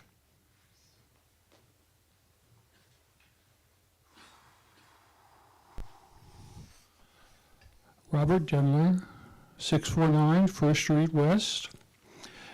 I waited till the professionals spoke, so I'm here as a non-professional, and all of my comments this time will be personal. Some time ago, former council member Gary Edwards gave me a sweatshirt. Actually, it was a hoodie. It was not a black hoodie, it was a white hoodie, and on the front of it are black letters which say Sonoma. But you know what I'm going to say next. The middle two letters, the N-O, are in much larger font than the rest. That's the reputation we have. I think you all have created a monster. You're having to do your governance on what you're proposing by exception. That creates so much confusion on both sides of the negotiating table, whether you're a developer or you're one of the city staff trying to help the cause. It's really gotten out of hand. And I think you all should really step back, and I agree with everything the professionals have said so far tonight. I wish I could be more articulate in what I want to say. So that's the broad view. More specifically, back to my role as preservation, Sonoma history, etc. Thank you, Robert McDonald, Commissioner McDonald, for accepting my argument for the historic overlay, sorry. It's late, I'm tired. Why is it called that? It's called historic overlay. Somebody in their infinite wisdom on the city staff recommended that at one point. And it is a broad sweep. And it's intentional to be a broad sweep. Why do you have to deal with properties, singular properties, on an ongoing basis? I will clarify my earlier suggestion that it be the historic overlay augmented by the inventory of sites and structures that are outside the historic overlay. And as far as that single building on a huge lot, we at the Sonoma League are also concerned with historic landscapes, with context. Maybe there's a reason for that. Maybe it looks better that way. You've made some interesting decisions in the past about letting some structures be demolished. Maybe they were not historic per se, but they contributed to a landscape, to a block of houses, okay? And now you can drive down 3rd Street East and see what's there. It's sad. There are lots of places where there are lots with single structures. There's one in the middle of town. It's 6 acres big, and there's a single structure where these people work. Why don't you approve, using the same balsite stones, of course, and the tile roof, a 3-level tower on each corner for affordable housing? I mean, this has really gotten out of hand. I don't understand why this has to be. People do not come to Sonoma to see affordable housing. Tourists do not want to see where Sonomans presently live. They want to see where Sonomans lived in the past. This is our history. So why do you want to fill in the historic overlay with lots of new houses, affordable or not, when people come to see something otherwise? Anyway, I'm now rambling because I am tired. Thank you very much. Thank you, Bob.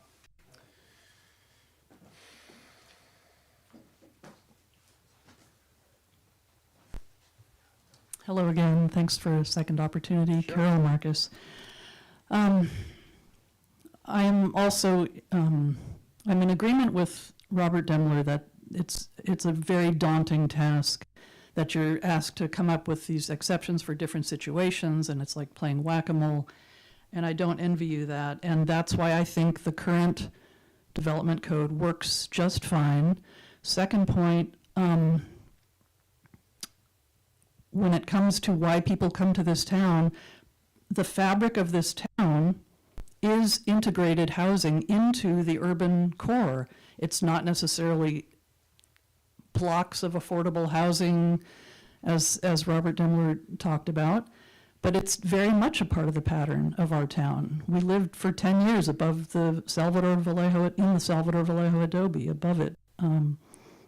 It's quite compatible with downtown, and people do come to see small units there.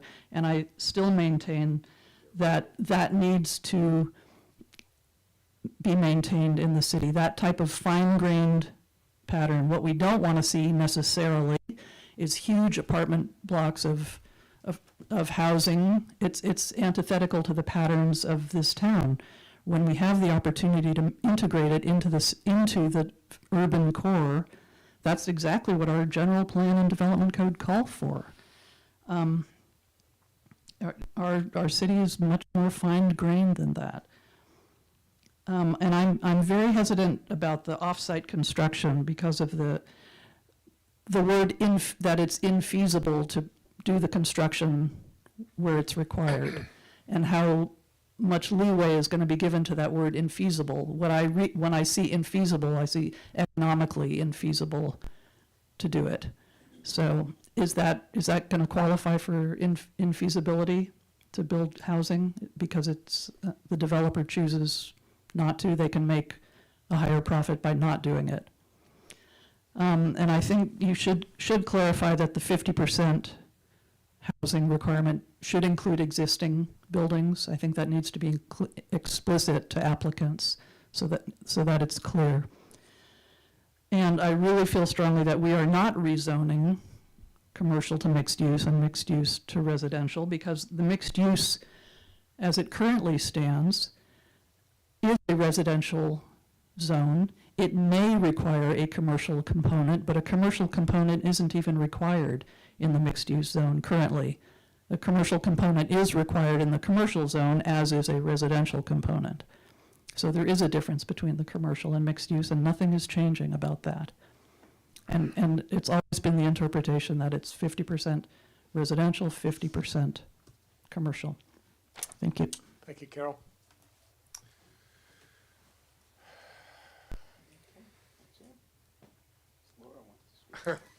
Please, you've been patient. It's like that line where they ask for volunteers and everybody steps back except the slowest one to move. Hi, Laura Havlick, Sign of the Bear. Again, being self-employed has made me see the potential of collaborative partnerships and the value of looking for what will actually happen, not my best of all possible worlds, but what's really achievable. And thank you all for your time and consideration and being here so late and sturdily. I am heartily impressed, and so thank you, and thank you for working hard for our town. What I really hope happens is that we build a framework where 80% solutions actually happen, rather than holding hard for the best of all possible worlds we want, that become either cost prohibitive or time prohibitive. The amount of time in this project from you all blows me away, and I'd love to see an answer that is both more concise and more flexible, because the joy and the gift of a small town is that you know the players, and that that's one of the things that has been such an unexpected bonus to us in this chapter of our lives that I recognize the concern and the fear about, well-founded, about who will the future councils be, who will the future commissioners be. But I also think in a small town, quite often we're all known to each other. And I think that, I hope that you all hold the flexibility that lets you make decisions based on knowing the applicants, because I think you're likely to. Thank you very much for your time. Sorry, late, tired. Hope you all have a great evening. Thank you. Okay, I'm going to bring it back to the commission for some closing thoughts and directions to the staff. We have given comments to staff. It has become quite apparent that this is a challenging task that may require, well, certainly is going to require at least one more meeting.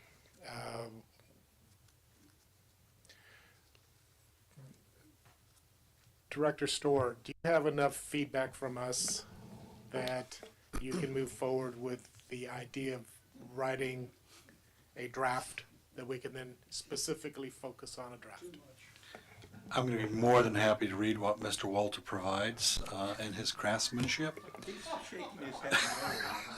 Notice I've not looked at him while I've been saying this, but I think he and I can put some thoughts together. Maybe what we do is refine these concepts before we start crafting an ordinance. And I do agree that we've got a lot to work with tonight. We certainly need to read 13 or 14 pages. Pardon me? There we go. That's right. We get to write staff reports. So I think I'd like to recommend that we come back at a future date, be it May 12th. Again, I won't be here. The chair won't be here. I can join remotely. Or we can go to a special meeting.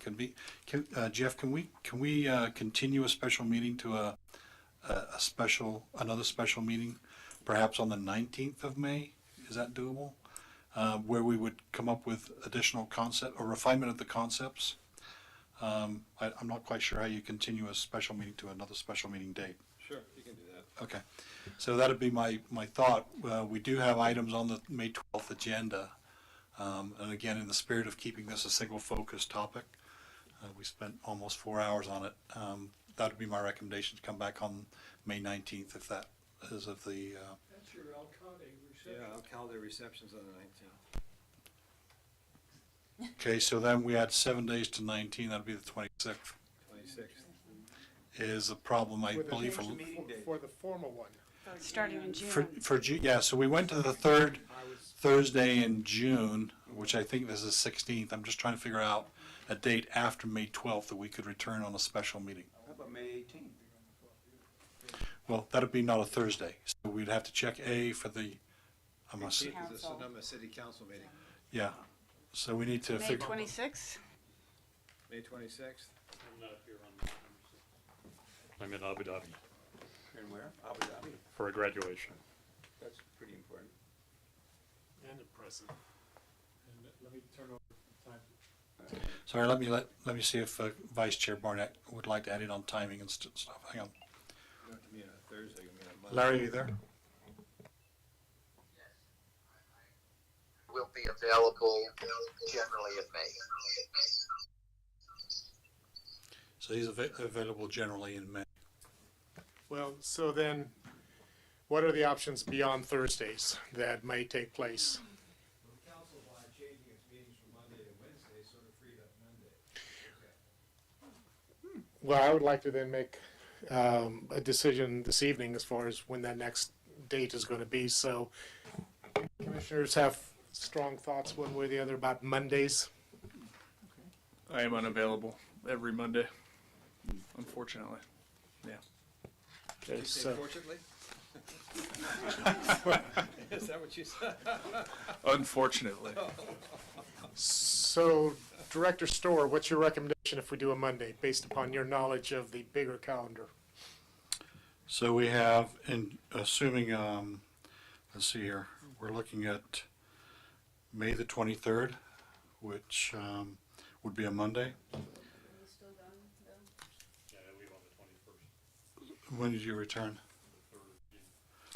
What about the May Monday 16th? of, so we, 12, 13, 14, what's the 16th? Is it Monday the 16th? I'd love it to happen that date. I won't be available. So I return on the 17th. I return on the 17th, but we have a council meeting on the 18th. The 19th, what was the problem with the 19th of May? Oh, sorry. Sorry. Well, but what's Members the, of the public know our schedule better but what's the than we timing on that? Pardon me? Over by 6 o'clock? It can be over by 6, can it? I think it starts at 6:30. I mean, we're gonna go crazy, and this is exactly a topic that, based upon both the public and the commission, is saying, this is important, and we need not kick the can down the road, so let's see if we can't do it on the I'll call The 19th. The 19th, and just, if we have to start at 7, let's start at 7, or 6:30. I won't be here on the 19th. Can you call in? So, I won't. You can pick a proxy. We want some feedback. Okay, then let's do the 19th. So can we get a motion, Mr. Walter, to continue the special meeting to the 19th? That's fine. So we would need a motion on that with direction to staff to try to put together some concepts again. I move that we continue this hearing to May 19th at 6:30? I think it's 6. 6? Go ahead, 6. At 6? Yeah. To continue discussion of this item with input from the staff per our comments tonight and those from the people in the audience, and also addressing the additional points that Mr. Willers included about exemptions for commercial projects and other. Is there a second? Second. Roll call. Right. Commissioner Barbos? Yes. Commissioner O'Neill? Yes. Commissioner McDonald? Yes. Commissioner Willers? Yes. Commissioner Wyrick? Yes. Vice Chair Barnett? I will ask them.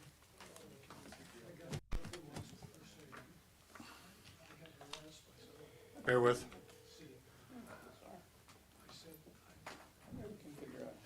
Okay, Larry, you're on? Yes. He said yes. And Good night, Larry. Chair Wellender? Yes. Thank you. The motion passes unanimously. Okay, we now are close. We've talked enough on issues, items, issues update. Mr. Storr? Just very briefly, Mr. Chair, you asked me to let the commission know that the MSR is available for review. That'll be the City of Sonoma's first MSR since 2006. And that document link I will send out, probably not tonight, maybe first thing in the morning to you all. But you can go right now if you must read it tonight before you retire. It's at the Sonoma LAFCO, and you kind of have to go through 4 or 5 little different things to find their documents. It was released just a few days ago, and it does talk about the city, its current status for services, whether it's sewer, water, land use, and the like, the many things that a municipal services review will provide to us. And it does have a series of recommendations that you will find interesting. You can go straight to the executive summary and see some of those recommendations. You'll be mightily impressed with how forceful it is in some versus others. I'll leave it at that and keep you on pins and needles about what it actually does say. But there will be a public hearing on the review of that document at LAFCO in Santa Rosa. I believe it's June the 1st at 2 p.m. But I'll send you those details tomorrow. And then one last thing is that myself, Chair Wellender, will be attending the National Planning Conference in San Diego beginning tomorrow. That's all I have, Mr. Chair. Thank you. I'm not sure yet. All right. Comments from the commission? I have one comment. Please. I don't think, this is just me talking, but I've seen an explosion of fabric flyers along the the park, oh my God, what's the open space? Montini Open Space Preserve. I'm sorry, I'm so late. It's like, I can't even talk anymore. And I was just wondering, do we like control that, or, I mean, that's the only open space that we have. We have a visual of like what's left of a pasture land, and it's all completely destroyed by these signs. And I thought the intent was to preserve that land, to create a homage to what our past was in Sonoma. And it's, anyway, I'm throwing that out there. We used to ask questions of Wendy and to see if there was a permit or if they're in compliance with the sign code when we were design review commissioners. So I'll look into it and report back at our next meeting. thank you. Thanks. Any other comments, commissioners? I will not be in town on the 12th, based on your representation of when we were changing the meeting dates. My bad. Oh, and I guess since we're talking about that, I will not be available on the July 21st meeting. Are we going black on? No meeting. I won't be either. Okay, so we're not doing July. That's okay. Yeah, we'll be going dark in July. Okay. So, if there are no further comments, I am lusting for a motion to adjourn. I'll make a motion to adjourn. Second, Second. in unison. Yes. Aye. Yes. All right.